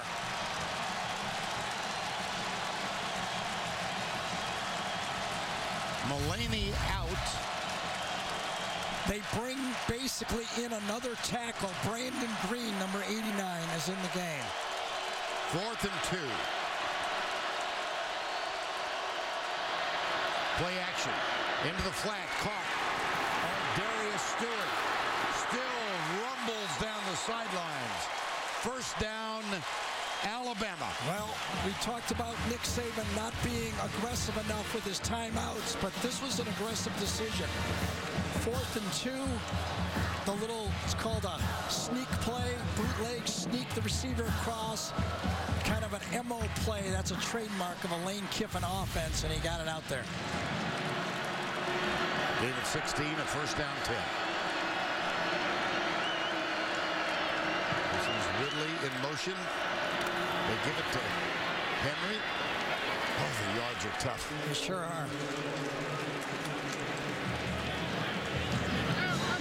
Remember, number 25. Vern, even though that Delvin Cook rushed for 183 yards against this defense for Florida, 112 of them were with 8 minutes or less left in the game. So at the 8-minute mark in the 4th quarter, he got 112 yards. Basically, Florida stopped Delvin Cook that whole game, just like they're doing to Henry. Here's Henry at the middle to the 15-yard line. It's Matt Rowland, number 25, first man there, and there is the familiar figure of Morrison. We've done, 7 of the last 9 Alabama games? The only guy that's done more is Eli Gold. We've seen so many games.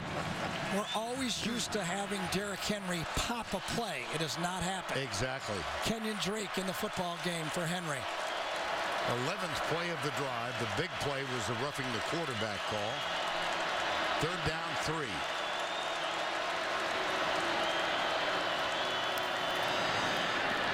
Coker faked it to Drake and got to the 12. Not enough. Not enough. I don't think so.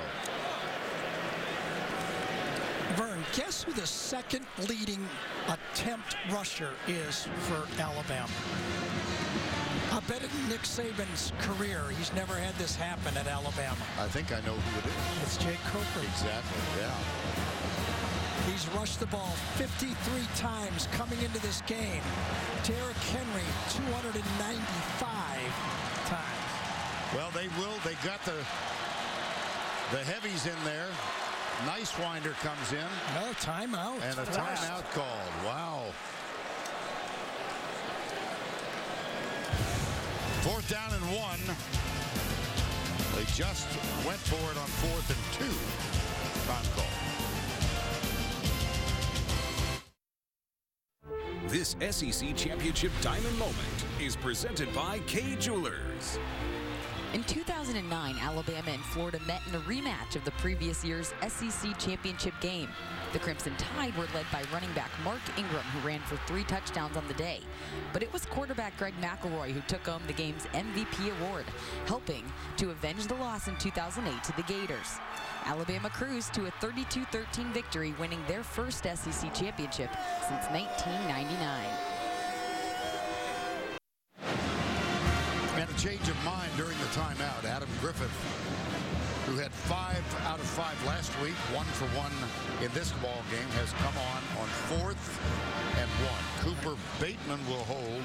Cole Mazza is the snapper. Well, now remember, Florida's offense has not scored in this game, and this will make it an 8-point game if they make it. Florida has said defense safe. They're looking or protecting for the fake. 30 yards. He's hot kicker. Perfect. Started this season 0 for 4, and he is on a roll in the last 2 weeks. 15-7.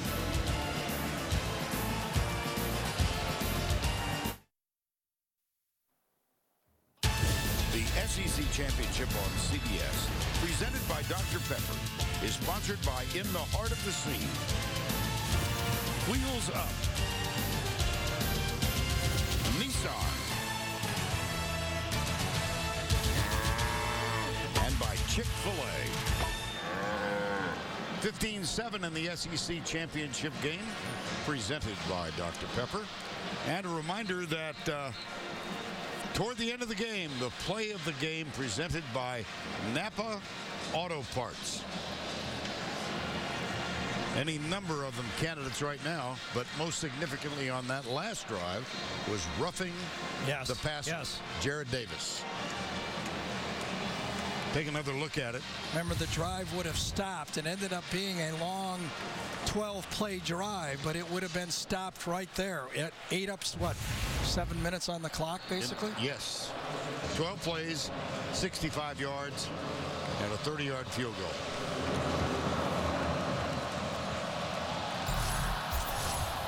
Vernon Hargraves is the deep man. Oh, that just about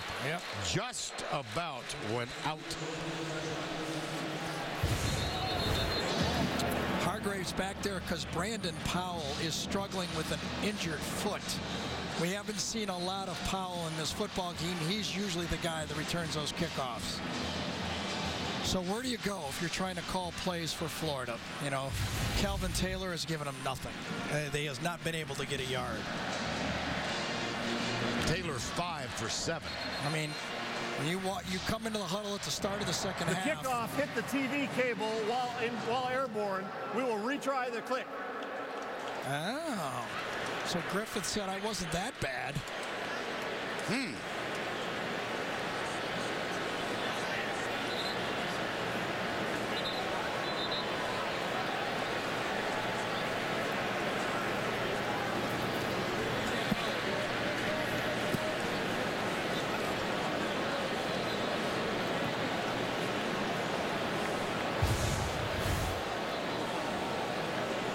See the ball above the ribbon. And boy, that did not touch anyone. Not on that one. That didn't touch anything. That never altered its rotation descent? at all, No, did it? not at all. Might have happened earlier. Nipped it.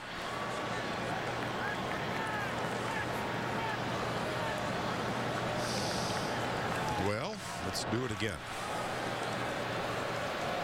8:04 to go, third quarter. Different angle here.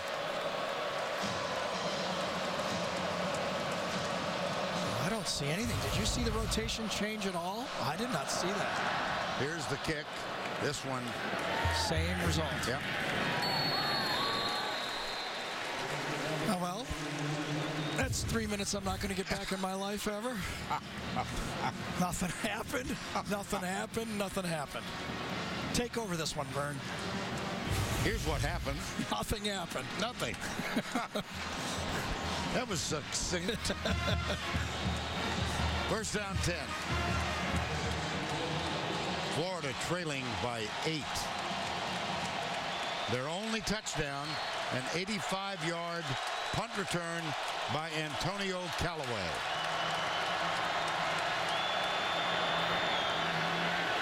Harris. Oh, he's got a man wide open. And he drops. DeAndre Goolsby, the tight end, could have run from here to Athens. If there was one thing Jim McElwain would have said is, would you just hit the guys that are wide open? I'll live with the tough throws, but if we give you one, just make the easy one. And that's as easy as you'll ever get against Alabama. Yeah, I understand, Freon. Second down and 10.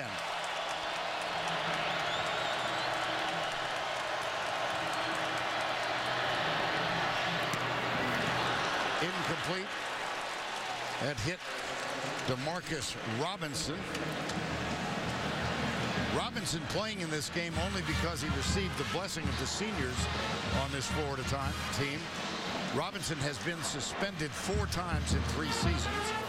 Most recently for the Florida State game, Jim McElwain said he'll play if the seniors want him on the field. They voted in favor of having him on the field. This time, Alabama's using their 3-man rush. Ragland and Williams could rush or they could drop. Here they come. Flag on the far side of the field. Before the snap, false start, 11 offense, 5-yard penalty, still third down. DeMarcus Robinson. Far receiver, It was top of the screen, but we got an ISO of it, and he did flinch. Kirby Smart brought the house on 3rd and 10 that time. Alabama's the least blitzing team in the SEC. Coming into this game, they'd only blitzed 74 plays. Florida 0 for 7 on 3rd downs. Looks like they might be bringing 5. They do not. They bring 4. Reichman's one of them, and it's behind the intended receiver. Oh, he had Callaway too. Yes, he did. Callaway he beat the press, got to the middle of the field, and a poor throw. He had him. Callaway puts his head on his helmet because he knew. Watch him. Beats him off the line of scrimmage. He owns him. Ball's behind him by a good amount.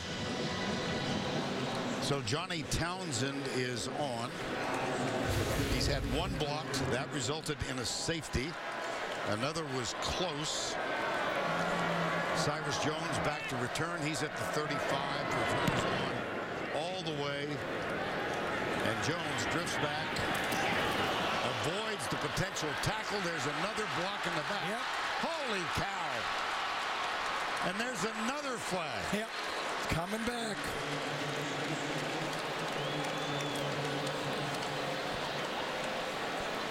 I think it's Dalen Charlotte, number 4, is going to get the block in the back. During the return, illegal block in the back, number 4 of the receiving team. 10-yard penalty from the spot of the foul. First down. Yeah, it was 4 on 42, Keanu Neal.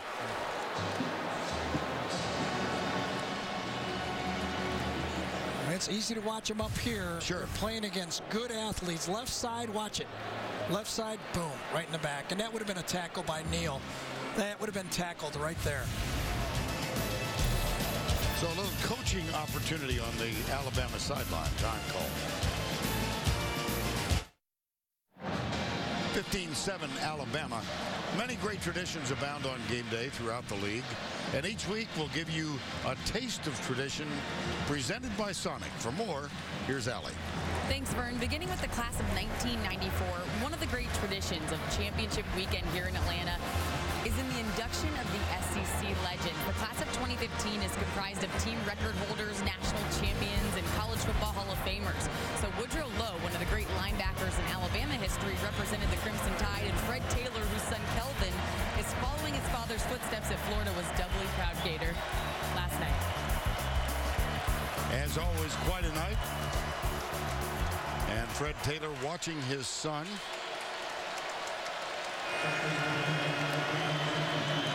He's checking Twitter right now. Or Facebook or whatever. Yeah, Instagram. One of those. Yeah, Facebook. Well, just keep going. 15-7. Henry. 6'3", 240. Tackled by Marcus May. Get him on the edge. Good block that time by that Alabama offensive line. They were able to finally get a seal. Alphonse Taylor, number 50, finally was able to control that Florida defensive line. Saw that. He's gone 17 games without a 10-yard rush. Jay Coker saw the tip of a corner blitz from Cargrave. Will Florida stay with it? Toss. Robinson leading the way. First down. Now I'll go to Brent Stover in the studio for this Ford update. Vern Conference USA Championship game in Western Kentucky's Brandon Dowdy. 410 yards through the air and 3 touchdowns. 2 of the scores courtesy of Taywan Taylor. Western Kentucky beats Southern Miss 45-28. Vern and Gary. Thank you, Brent. 1st and 10 here. 6:35 to go, third quarter.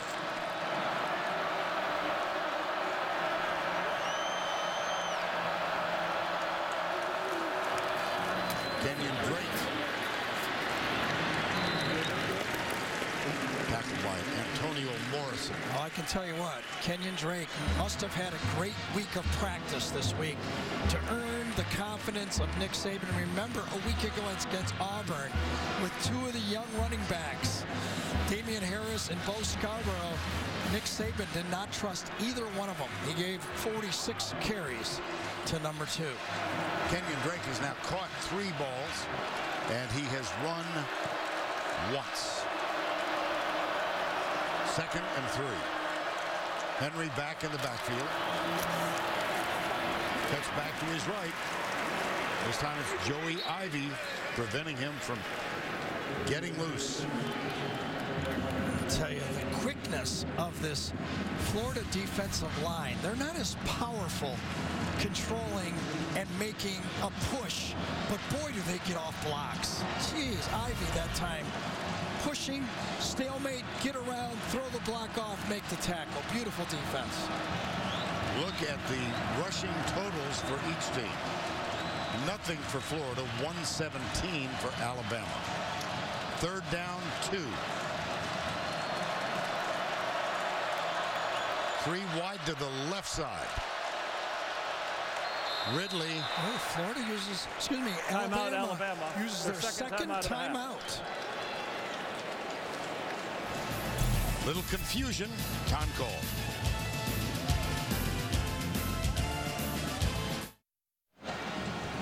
Next Thursday night, only on NFL Network, the Vikings take on the Cardinals in a huge showdown between 2 of the NFL's best. Thursday night football next Thursday at 8, now only on NFL Network. Beautiful nighttime view of downtown Atlanta. Comfortable night. Excuse me, Vern. Sure. Gators have a decision here as, one of the major players for this Gator defense, John Bullard, going off the field. Do they attack and blitz the line of scrimmage, or they depend on their front 4 to get a little bit of penetration and let the linebackers clean it up? Those linebackers are sideline to sideline tackling machines. Henry is split wide to the right. That's Ridley in motion. Coker up the middle. He's got the 1st down plus. Right now, head coach of Auburn, Gus Malzahn's going, wait a second, they're running our offense here. That's what I used to do with big Cam Newton. Fake the jet sweep, run the counter, and just power the quarterback in there for the 1st down. Tim Tebow, by the way, was smiling on that play, I'll bet. I bet. That was his offense in this championship in 08. Here's the toss, the fake reverse, Ridley. Oh, what a tackle. Oh, boy. Duke Dawson.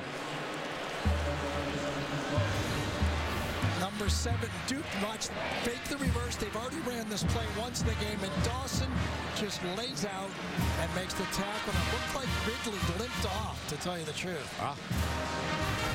Here's Kenyon Drake leading the field. Mullaney will come on, and Ridley is hurt. A late substitution again by Alabama. The officiating crew will slow it down and look to the Florida bench. No substitution, play ball. Cam Sims has replaced Ridley. 1st down.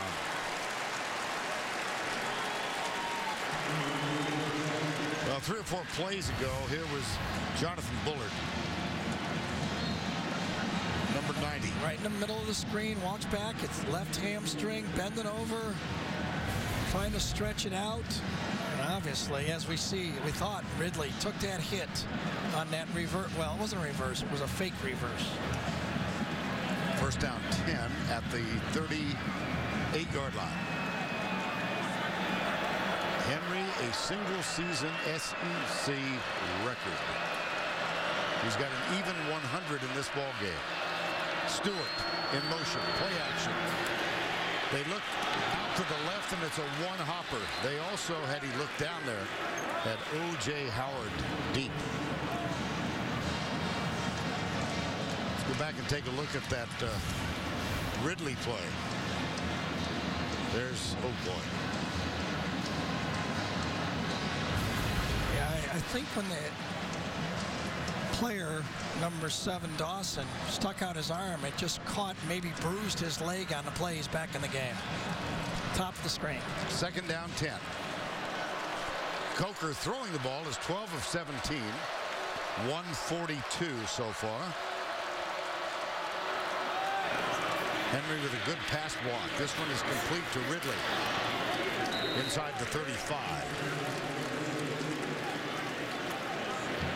Ridley's He's hurt again. Yeah.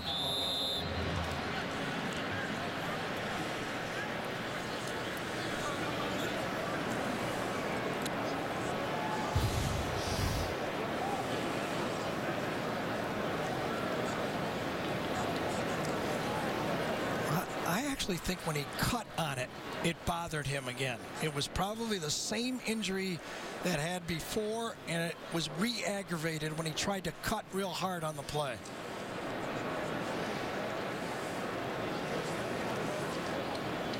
This was the earlier play when Dawson.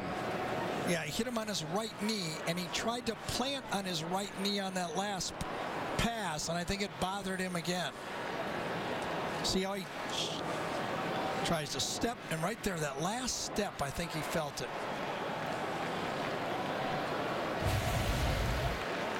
Yep, that's where they're at, the right knee. You bet. See what his I day should have gone to med school. I'm just saying. You know, it would be a stretch for me to refer to you as Dr. Danielson. I know, I've got a punch in the back. You got it. Just one. We'll do it next year. Okay. How about that? That's fair enough. Oh, good. I've got to anticipate that also. Well, Calvin Ridley is up. Third down and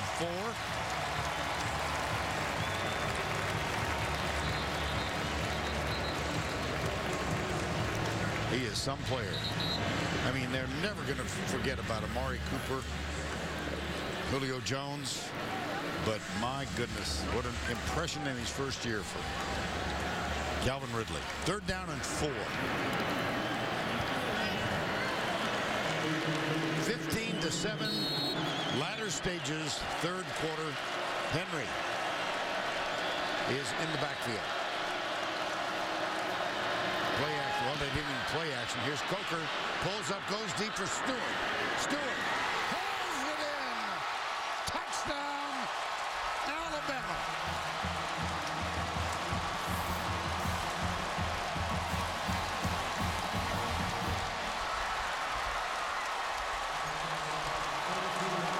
Did this not remind you a little bit of the Auburn touchdown just last week?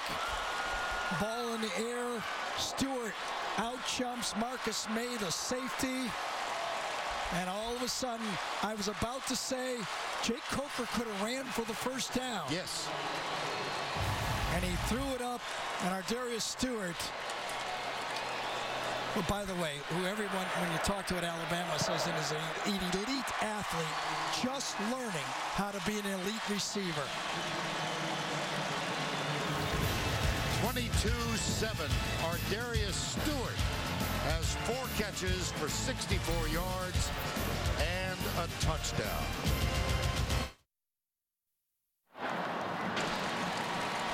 Jake Coker threw it. Ardarius Stewart caught it. And it's a 15-point margin in favor of the Crimson Tide. I said Jake Coker might be the most improved football player on this team, but the guy sitting next to him will give him a run for that honor. Those two guys have really come on and really made their offense different. They lost Robert Foster, a guy they really counted on this season, and Chris Black has been nicked. They've had trouble and injuries, but as they say, Alabama recruits a lot of good players. Yeah, yes. Here's the return, Hargraves, and he manages to get to the 23. Speaking of good players, watch Derrick Henry do something when he's not carrying the football. He gets a block on Brian Poole right there. That allows Jake Coker to move up in the pocket and throw the deep ball, and then the wonderful adjustment by the receiver.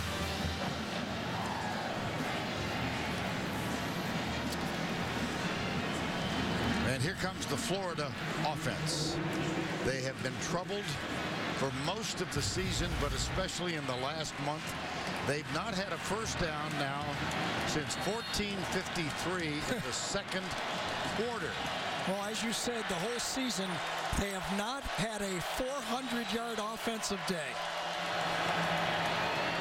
Vern, to go with this, they've not had a 300-yard offensive in the last 3 games. And today, they're going to scramble to get a 200-yard offensive day. Indeed.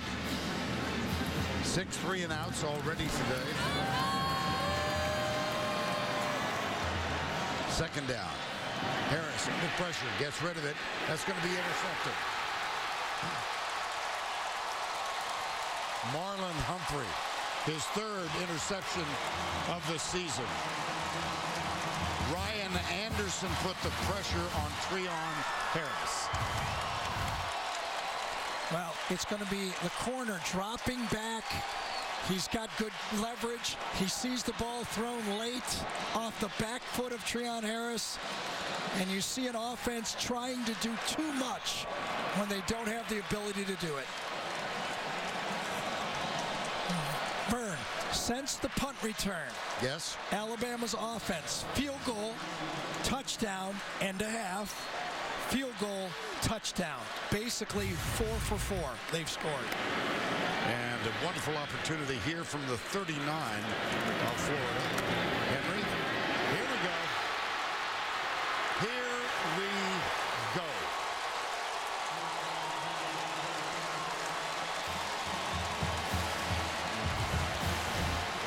Have you ever heard of the boiling frog theory, where you just keep turning up the heat a little bit, and the frog really never knows he's getting boiled alive? That's how this Alabama offense with Derrick Henry does it. They just turn up the heat, all of a sudden, you're boiled alive. Well, you're going to go to med school on me, and now you're a chef. My multi-talented partner. Second down and 7. That was a 19-yard gain by Derrick Henry. He's now got 30 carries, 122 in yardage, 1 touchdown. And considering where the future is, it's possible that Derrick Henry is going to make a strong run at 2,000 yards, something that's never been done in the SEC by a running back. We'll get another carry. Look at that cut. Wow! I bet they might give it to him again. He's going to get something else pretty soon, too, in a couple of weeks. Yes, he is. This man weighs 240 pounds. Watch him move. Boom, boom to the outside and accelerate. Cam Robinson with the clearing block on that play. And it is first down and goal. Final minute, 3rd quarter. Why not? Well, excellent defense led by Brian Cox Jr. That's Jared Davis, who already has won roughing the passer call. Jim McElwain in the press conference was referring to Derrick Henry, and he goes, he's like that movie, you know, the movie where the train just goes out of control. Well, I thought about it. That was a Denzel Washington movie, Runaway Train. Remember that movie? It was located in Pennsylvania. The train had all these nuclear explosives on, and Denzel saved the day. That's the Runaway Train, and that's the movie that McElwain was talking about. Second down and goal. Oops. Good end. Well, domination by the Alabama Crimson Tide. They controlled the 3rd quarter. That's the end of 3. Alabama leads big. Back to Atlanta right after this message and this word from your local station.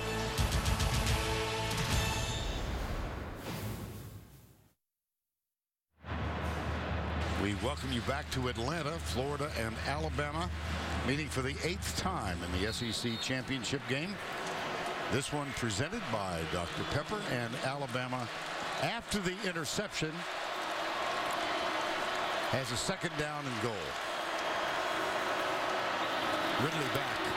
gets the toss. Tries to turn the corner. Hard to get outside. Hard to get outside this defense. They run so fast. Hargraves.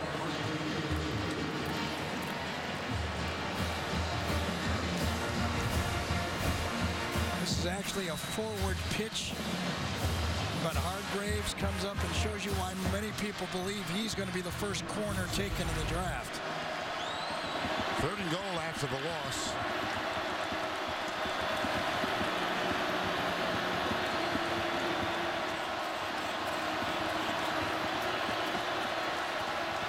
Play clock at 8.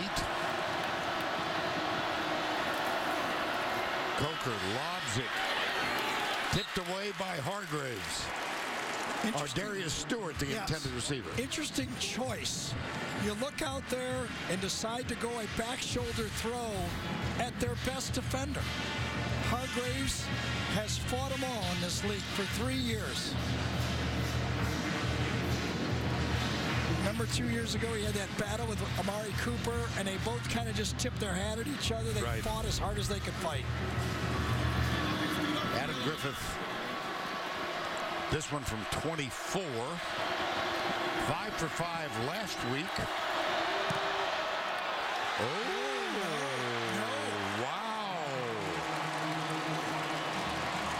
We were about to say that this Florida defense was tiring and they may get discouraged. But that goal line stand, that takes discouragement to hope. Now, can the offense help just a bit?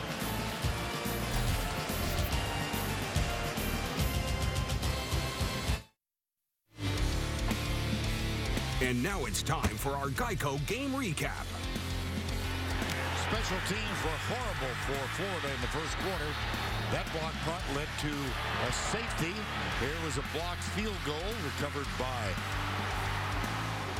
Alabama. But they did get a turnaround from Antonio Callaway.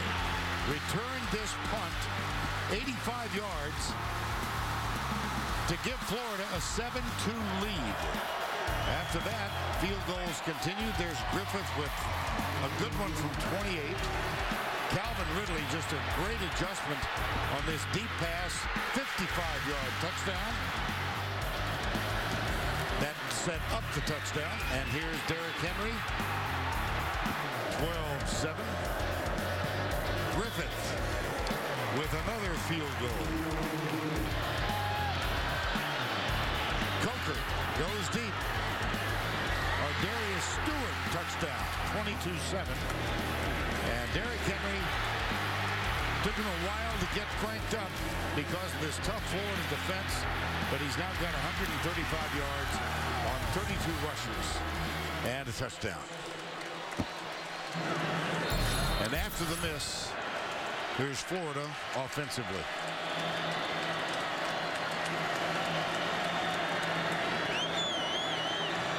Kelvin Taylor, play action. Harris in trouble. And tackled for a loss. Well, the question becomes, Gary, can Florida do anything offensively and not off the first play on this possession? Yeah, it would be hard for me to say they can. I've watched it now. What do they got, 85 yards, 84 yards, the time of possession, all the plays.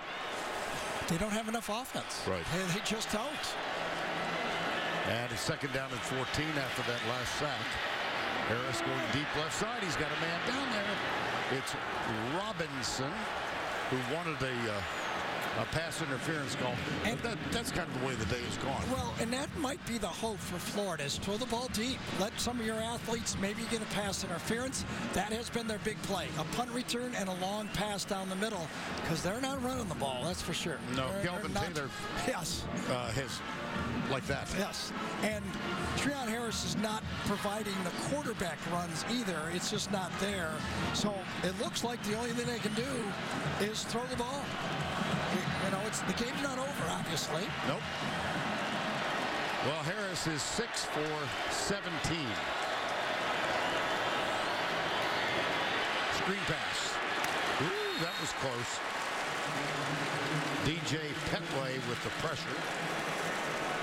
4th and 14. Yeah, Petway, Tim Williams, well defended, man-to-man coverage in the back end. It was going to be handled pretty good by Rashawn Evans, number 32, even if it was caught. This, I'll bet, you know what, Florida has not been shut out in a game forever. I think they're the #1 team in the country not being shut out in consecutive games. And I'll bet Alabama was sniffing that possibility until the punt return, because Florida State held them to 2. Here is the punt. Tipped. And down at the 41-yard line. That's a 42-yard punt. Jalen Tabor downfield. 7 3-and-outs by the Florida defense, or the Alabama defense. The SEC Championship on CBS, presented by Dr. Pepper, is sponsored by Verizon, New York Life, Dr. Pepper, and by Chick-fil-A. Aerial coverage provided by Goodyear for 60 years. Goodyear has provided aerial coverage of college football's greatest traditions and biggest rivalries. From the Georgia Dome in Atlanta, Florida, and Alabama. And Alabama has the ball again with a 15-point lead. Derrick Henry, 135 yards today for the season, 1,932.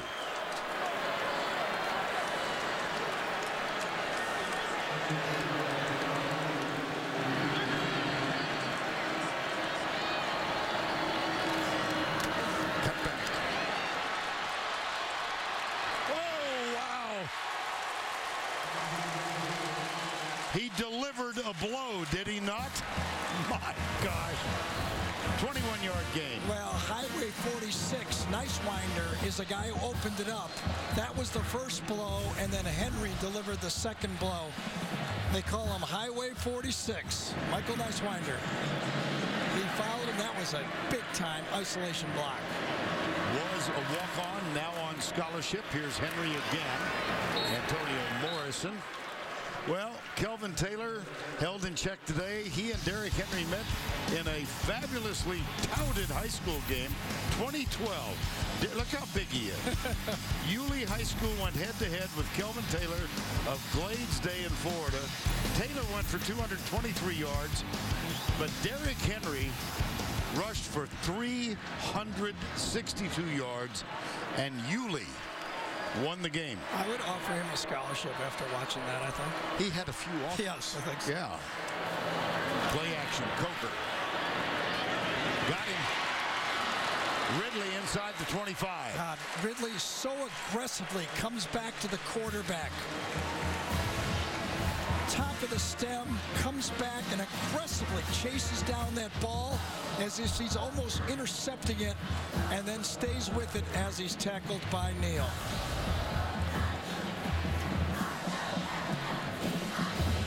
Substitutions now. Jonathan Bullard comes on defensively for the Gators.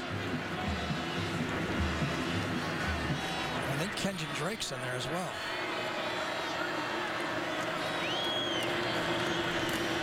You're right. Antonio Morrison. You know, Jay Coker, we talked about when he went over the team. Remember, he was the guy transferred from Florida State that everybody thought might start a year ago until Blake Sims got the nod. His size, his toughness, he's sneaky athletic, and he's huge. And the last guy he had to win over was Lane Kiffin. Once he got Kiffin on his side, he started getting the play calls. Second down. Nicewinder, number 46. Blitz coming, play action. Coker, chased, Out of the tackle, throws it away, incomplete. For more on Jacob Coker, let's go down to Allie LaForce. Thank you, Vern. This is a really awesome story. Jake Coker told me this week that his family would be really proud of him if he won the SEC championship, but they are most proud of his brother Patrick, who played football at the Air Force Academy, but is currently stationed in Turkey flying A-10s as a captain for the United States Air Force. He has also spent time in Afghanistan, but was able to come home and watch Jake play football a little bit. It was after the Georgia game this year that he had to go to Turkey, and I was told that Patrick was flying, Vern, when you mentioned him during the Tennessee game, but his friends heard you all the way from Turkey and wanted to let you know thank you, and they are listening. Thanks to him. Mullaney with the catch. Well, without the transfer, the fifth-year transfer, Mullaney, who really jump-started the offense early, and then the transfer by Jake Coker, what would this Alabama team look like this year?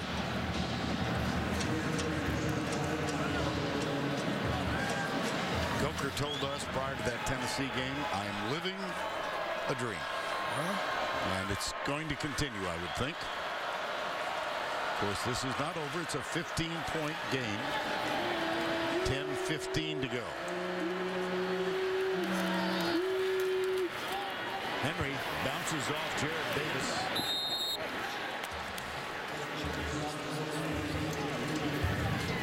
Jared Davis backfields a play as fast as anyone you'd ever want to see. He sees it going and he takes it. If you pull a guard against number 40 or number 3, Davis or Morrison, they're going to hit it full speed. And they make plays in the backfield. You can see why they're so good against the run. Second down 10. Might have been his roughing the passer play that was a big turning point in this game. I so agree with that. Remember, it came on fourth down. I beg your pardon. Third down. Henry.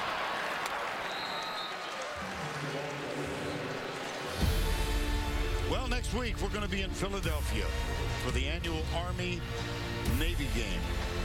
What a privilege to be a part of that telecast and that tradition. It's presented by USAA, and Gary, we saw Keenan Reynolds in his first game against Notre Dame in Dublin, and we're going to get to see him in his last. Did a lot in between, I'll tell you that. He's going to have a bowl game afterwards. He almost got a huge bowl game with one more win. How about he threw for over 300 yards last week in a loss? Coker. Touchdown. Boy, did he gun it. Spread it around. This is Richard Mullaney.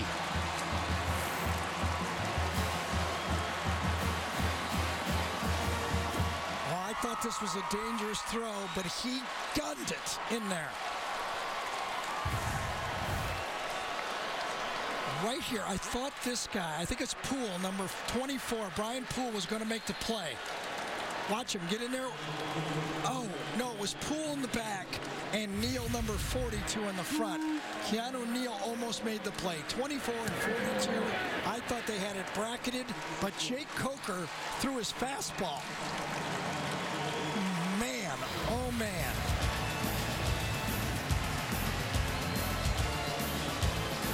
Mullaney from Coker.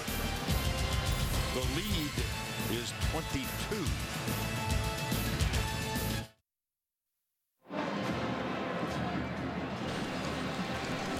(29-7) after Coker connected with Mullaney. Just one more look at how tight that window was when he throws it.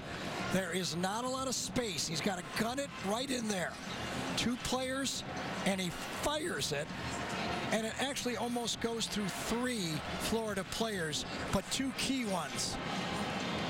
Poole and Neal, what a strike that was. And for the afternoon, the man from Mobile, 18 of 25, 204 yards, 2 touchdowns. And, oh yes, he's rushed 8 times for 23 yards.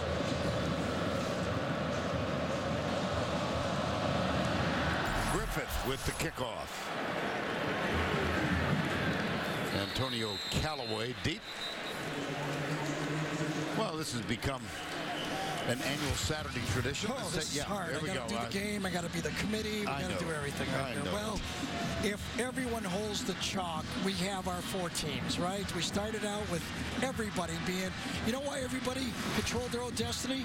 Look at Iowa. Who would have thought about Iowa? But now they control their own destiny. And if there is a loss, here's how I have it ranked. If there is a loss, Clemson, I think Stanford is the first team in.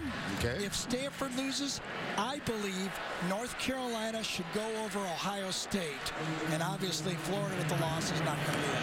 There you go, irritating Big Ten country again. Well, remember, I've always been this guy. For 15 years, I've been championships count. I know that. I do know that. That's been my deal.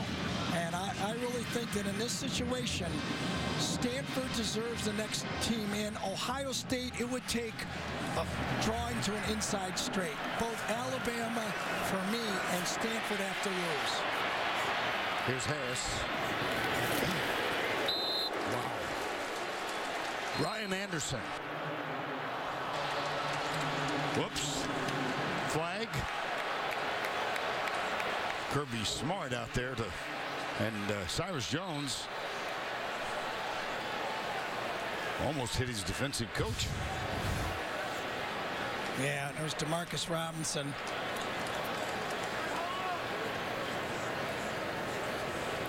Oh my gosh. Yeah, that was not necessary. Demarcus Robinson went way out of his way. Yep. And Nick Saban is just giving it to Cyrus Jones as well.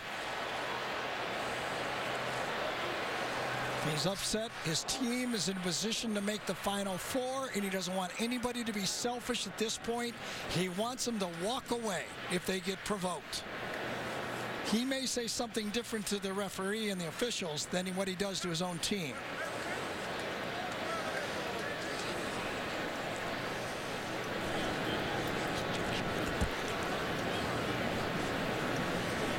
One more look.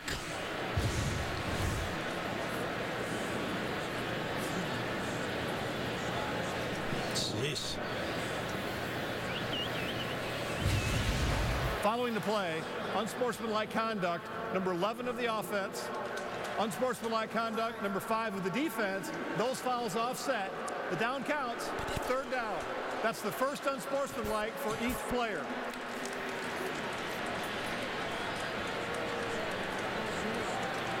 I don't know.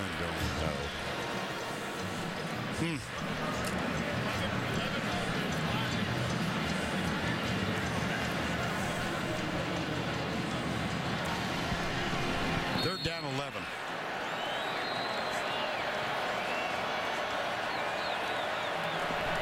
Harris drills it. Incomplete. Vern, let's go back to that play one more time. The reason Nick Saban was warning Cyrus Jones and his football team, because an injection for a fight in this game means they would lose the first half of the playoff game if they make it. There's Nick Saban. You cannot make that mistake now. We are going to play another football game, and you would have to sit out the first half. And that brings up 4th down and 11. Harris has now missed his last 7 passes.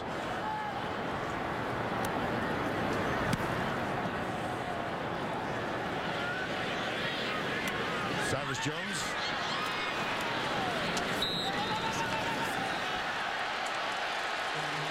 And a flag.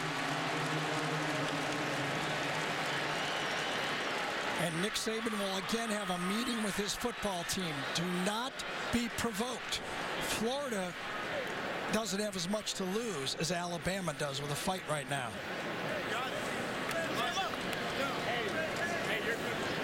And Nick Saban still chatting with his cornerback.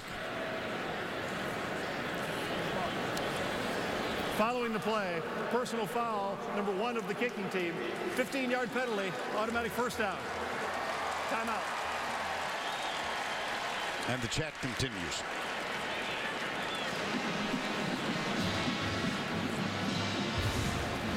That was on Vernon Hargraves. Oh, Yeah. Oh, well, gosh. he tried to stop in a way, but you're going to get called. He was ready to hit him, and then he said, uh-oh, that's a bad spot. 15 yards.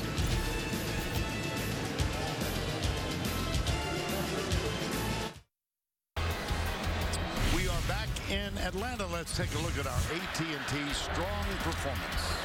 Well, let's pick number 2. That's always safe. But, you know, Alabama's had a lot of strong performances. You can pick the quarterback, running back, Calvin Ridley, that defense. But it's always easy to pick the guy that's running for the most yards. And Derrick Henry has shown early in the year, I thought he was the most valuable player in the league. And that's when Leonard Fournette was still going strong because he's the only guy for Alabama. They have a shortage of running backs this year. It's not their usual 2 tandem backs. Well, he is closing in on 2,000 yards for a season. And if they keep running him, he might get it, but it's not going to be on this play. That's Mullaney in motion. That's Kenyon Drake. And during the timeout, our referee, Matt Austin, chatting with both coaches. First, there a he little goes conversation. Across, right there. He was over with Nick Saban, then he runs across and tells both coaches to settle your guys down.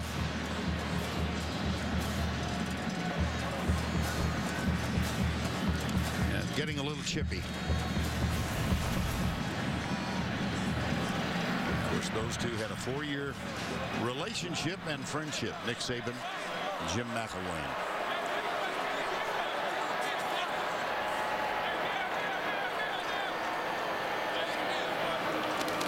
Second and 5. This is still Kenyon Drake. And during that commercial break, there's Drake. The conversation continuing with Cy Jones. I'm sure he was just continuing the theme of you've got to keep composure. Absolutely. Too important to the team. We all like to fight back, but it is, in this situation, the team's more important. And solve your problems with Robinson somewhere else, not out here. Third down 4.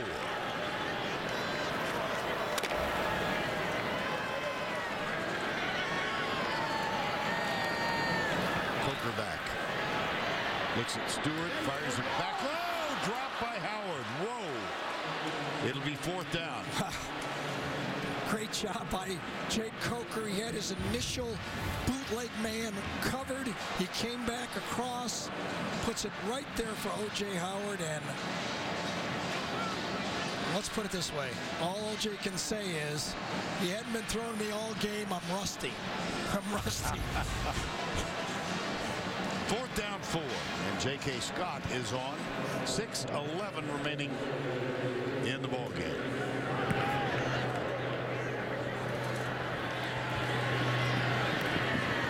Antonio Callaway has returned 1 today for 85 yards and a touchdown. That's Ryan Anderson with the tackle. Well, Vern, you mentioned that Kirby Smart has been rumored to be the new head coach at Georgia, his alma mater. Been with Nick Saban for so long, since 2004. When Nick went to the NFL, he went to Georgia as running back coach.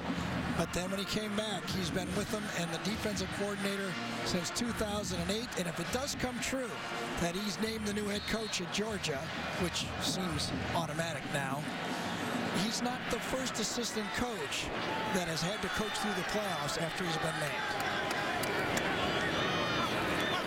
Here's Harris. Jake McGee, a first down. That's been a rarity in this ball game for Florida. And who might you have in mind? Well, here's the guys that we just, kind of went through.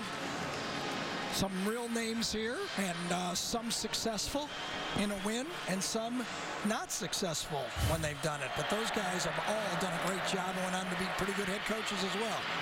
Here's Harris. Valdez Showers, number 10, with the catch. And another first down. That's a gain of 18.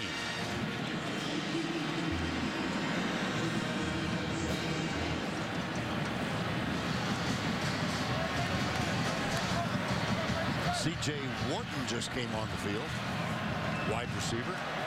First down, 10, 5:21 remaining.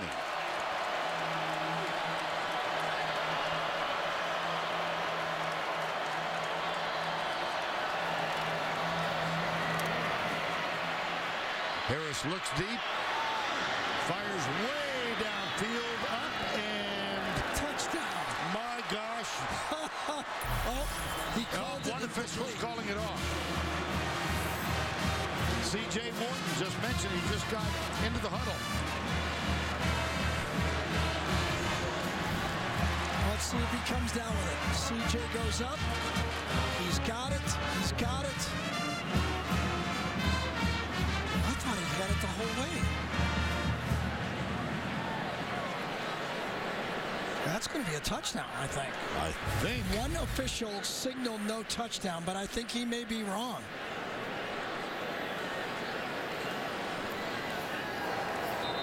Ruling on the field as the pass is incomplete. The play is under further review. It was C.J. Wharton. Here's another look.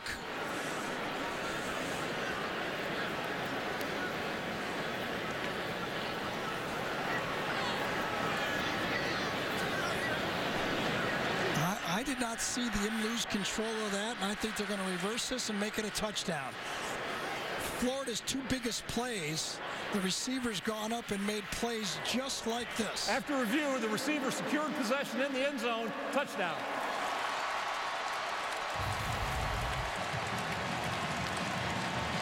Kudos to Ben Oldham. Really quick, too, wasn't it? Yes, it was, and decisive. That's the way we all wish it could happen. Well, we were just talking, what could Florida possibly do? Throw the deep ball. Yeah. At least it's a one-on-one chance, and that's exactly what happened. So a 46-yard touchdown, and Florida will go for the two-point conversion. Yeah, I really don't know why. 16's just as good, 15. Now down to 14 when they get this. I guess they got to get one eventually if they had a chance. Bobbled. Harris chased. What? Nothing to it.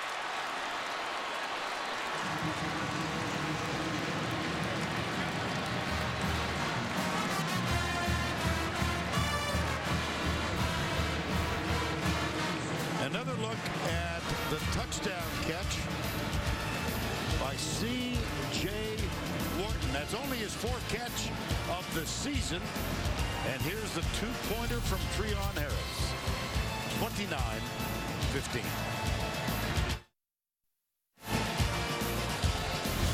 A reminder, we've got the guys who are normally in our studio in New York with us here in the Georgia Dome. So Adam, Rick, and Brian will be along with the Ram post-game show. Ah, look, they're rehearsing their ad-libs already. What? What? They've got teleprompters? Oh, yeah. What Big is ones. that? Big ones, I'll tell you. Like you. Oh, my goodness. Austin Hart. Yeah. Alabama's preparing for the onside kick. Yep. There is another option. Florida could just kick it deep and use their timeouts and try to take it down to, one more possession before they do anything. Let's see what they do. Right through the hands. Oh, boy. Now it was snapped by O.J. Howard. He got it. That was a much tougher catch than the last one O.J. had.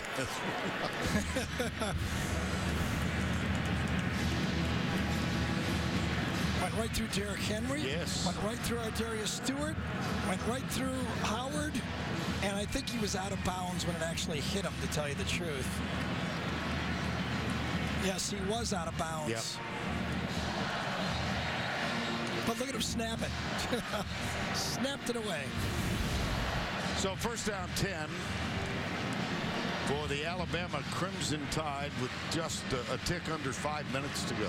Well, this may allow Alabama to rush Derrick Henry and try to see if they can get him to 2,000 yards. Florida will not be in favor of that. No. There's Brandon Green, the 300-pounder who's wearing number 89. Tight to the right side. Here's Henry. Across midfield down to the 47-yard line. Matt Rowland with the tackle. Florida's going to use a timeout.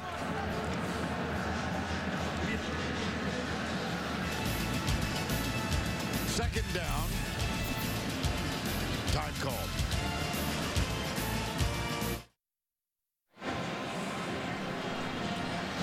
Never miss a moment of college football with the CBS Sports app.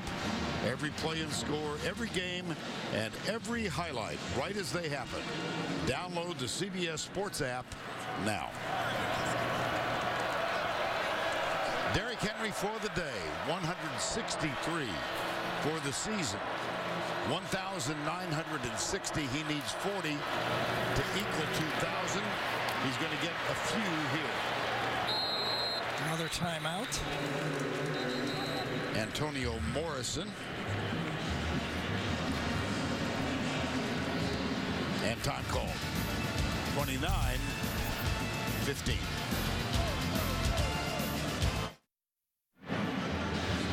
.447 to go in this one. 14-point margin, 29-15. And a 3rd and 3 coming up for the Crimson Tide. See that offensive line? Curvin is in. So is Hinches at tight end, number 84. And Derrick Henry is on the field. Whoa. Alphonse Prior to Taylor. snap, false start. Offense number 50. 5-yard penalty.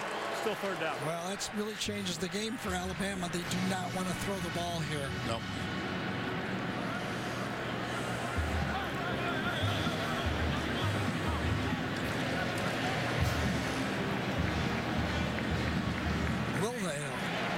Will Jake Coker earn the throw right here? What's your guess? Well, they're not going to make the 1st down running, I don't think. I mean, so they may let him. He's earned the trust. For the day, 18 of 26. 3 wides to the left side, 1 to the right. Oh, zone keep or the zone run? Yep. Henry may have lost a yard. 2.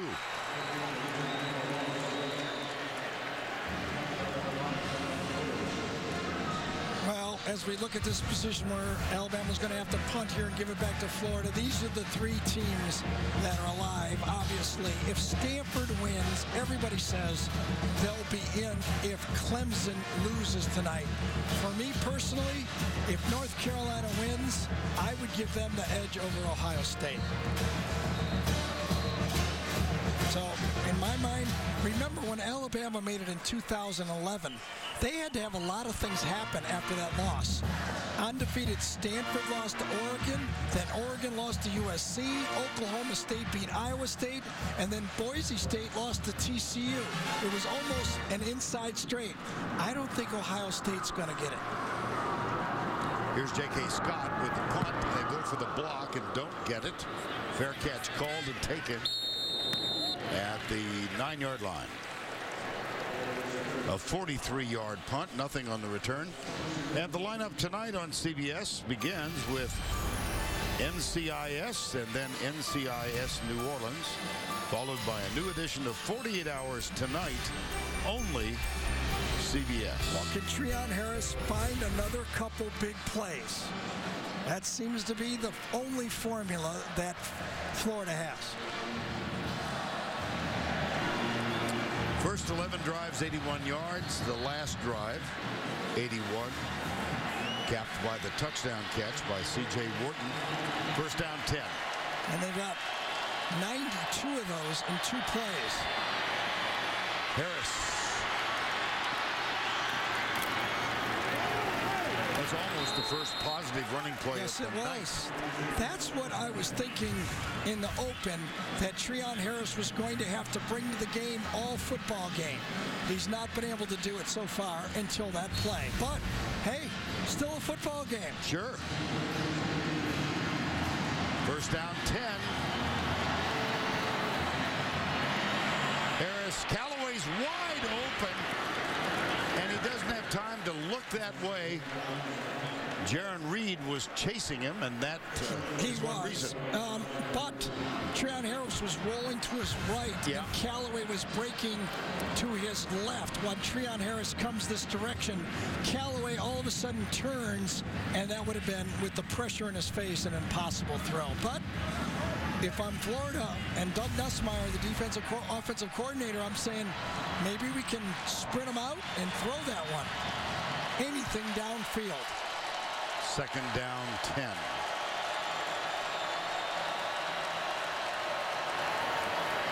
Comes Tim Williams. He can't get there. And that one intended for Jake McGee and defended by Ronnie Harrison. Third down, 10.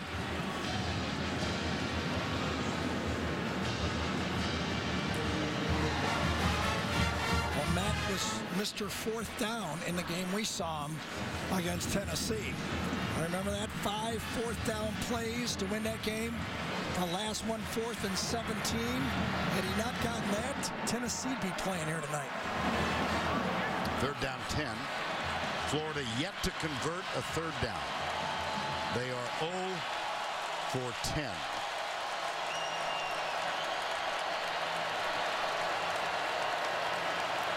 Harris. Here comes Foster.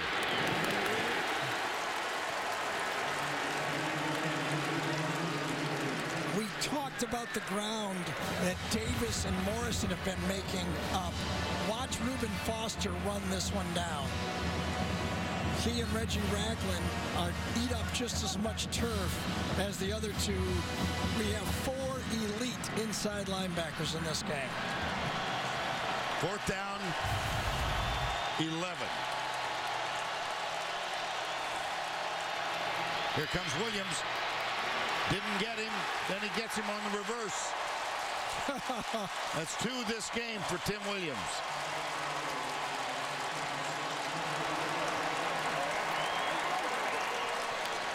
As Jim McElwain said, the creatures for Alabama, and they've got a bunch of them, just overwhelmed this Florida offensive line on that play, and as Vern said, he ran right back into the sack. Yeah.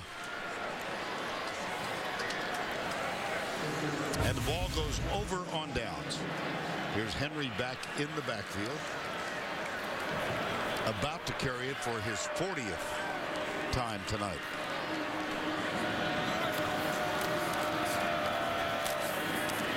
Good block by Niswanger. Antonio Morrison. Pretty good unit, Gary. Yes, at every level, a little different from Alabama defenses. We've talked about it all year. They do not have the big safety on this football team. They really play with 4 and sometimes 5 corners out there. There's Mika Fitzpatrick. There's Reuben Foster. Well, until that 23-yard run by Treon Harris, Florida had -3 yards rushing. So they're now plus 20 for the game. Second down and 2 here. 2:59 to go. Henry, Niswanger with another block. Keanu Neal makes the tackle. And how about Jacob Coker's day? Well, he finished it off with that big pass, but it started out rough. Got hit early. There's the ground to touch it over roughing the quarterback. And then the move up to the pocket and the pass to Stewart probably is his play of the game until the fastball. And then the fastball to Mulaney showed you what kind of arm that guy's got. And by the way, as I said before, the first thing that strikes you is his size. Huge man. First down, 10. No Diet Coke there. That's Big Coke right there. And a reminder, of course, that this game is presented by Dr. Pepper. Oh, jeez. I sat with him at the table. But his name, Coker, right? Coker? Yes. That's what you meant to say. Well. Derrick Henry, 42 carries, 177. For the season now, he's 26 yards away from the 2,000-yard mark. And Alabama's going to get a chance to play and avenge that loss to Ohio State in the playoffs. Will Ohio State make it? Remember, this is just me saying I wouldn't put him in. The committee may have other ideas. Here's Henry. Down at the 5, Matt Rowland made the tackle. There was a lot of talk about the Florida defense getting fatigued and discouraged against Florida State. Not in this game. They finished, and Alabama has 83 plays to 45 in this game. And they have fought every play. Kudos to Jim McElwain, Jeff Collins, his whole staff for keeping this Florida defense and football team playing right to the finish of the game. 3rd and 1. Henry got the first down. And 38 seconds to go, so he is not going to get the 2,000-yard barrier. But it's first down and goal, and he now has 189 yards on 44 carries. And congratulations to the Crimson Tide and Nick Saban. There the two are, former colleagues, a wonderful first year for Jim McElwain.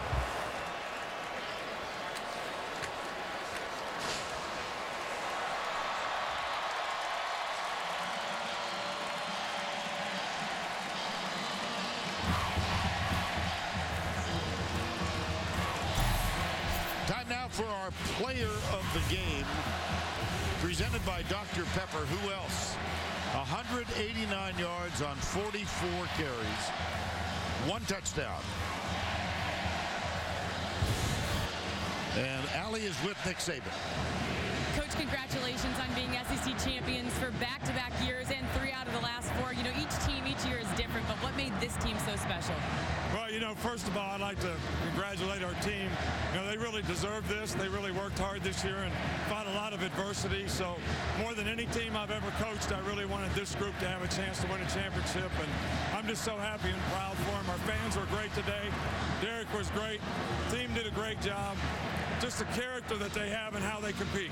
Coach, congratulations. You mentioned Derek. Derek, you're now the SEC single-season rushing leader. You broke that record today. How do you continue to be so dominant when teams know you're coming? Well, I'm not happy with my performance, but I'm glad we got a win. I'm glad we played as a team, and I credit all to my teammates and God, man, my coaches. Without them, this wouldn't be possible. Will this team win a national championship? I mean, we're going to keep working for it, you know what I'm saying? We ain't going to talk, you know what I'm saying, that quick, but we're going to keep working, enjoy this win, and then get ready to prepare for the playoffs. Derek, congratulations on the record and the win. Thank you, appreciate it. How about that, Vern?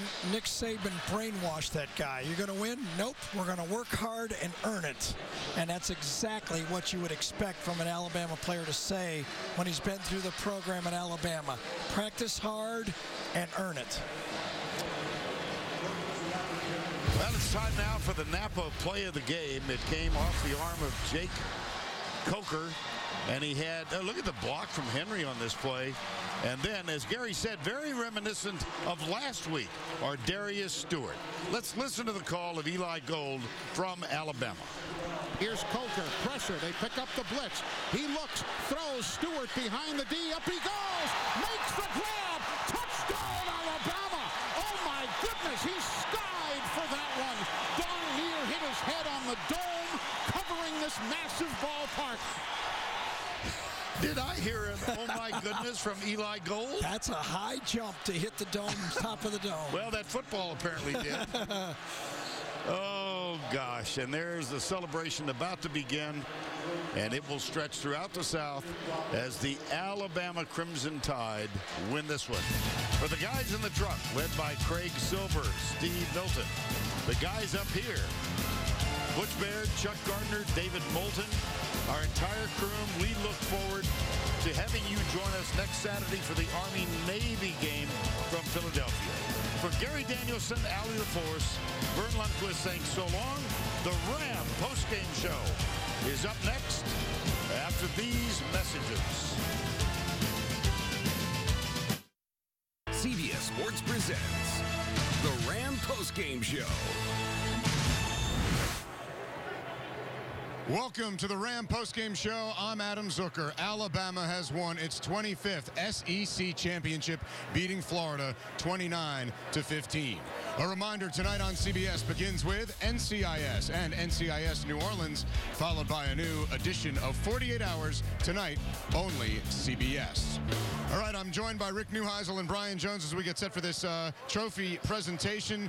Derrick Henry luckily gets a couple weeks off after back-to-back 40 carries games. A dominant performance by the Alabama defense. They held Florida to 45 plays. Derrick Henry had 44 carries. Right, Gives you an idea. As we suspected, domination on both sides of the ball. Henry continued to get better, more attempts in the second half than the first. Time to collect some hardware. Let's send things over to Allie LaForce now for the trophy presentation. There's your cap. Ladies and gentlemen, give it up again for your 2015 SEC champions, the Alabama Crimson Tide.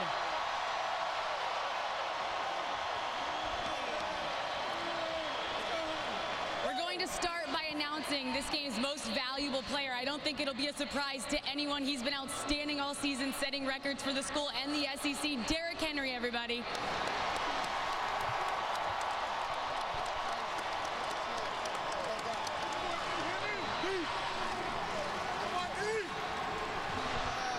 Derrick, as you're surrounded by your teammates and you see all of these fans, what would you like to say to them?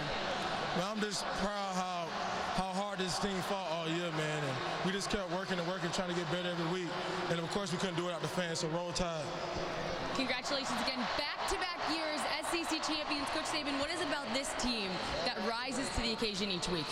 I think this team has competed with tremendous character since the Ole Miss game, and there's no team that I ever coached that I wanted to win a championship more than this bunch, and I'm so proud of the way they fought out here today. Our fans are great, and it was a great team effort for us. Congratulations again. I'm going to give it over now to SEC Commissioner Greg Sankey for to present the championship trophy. Thank you, Allie. First, I want to say thank you to the greatest fans in the country, SEC football fans, for what you did here today. Congratulations to Coach Jim McElwain and the University of Florida Gators on a great season. And gentlemen, if you'll hoist that trophy behind you, congratulations to you. The Alabama Crimson Tide, Coach Nick Saban, the 2015 SEC Football Championship team.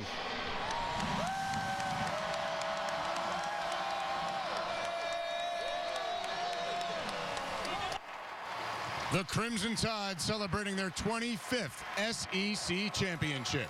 We'll be back to wrap things up on the Ram Postgame Show right after this.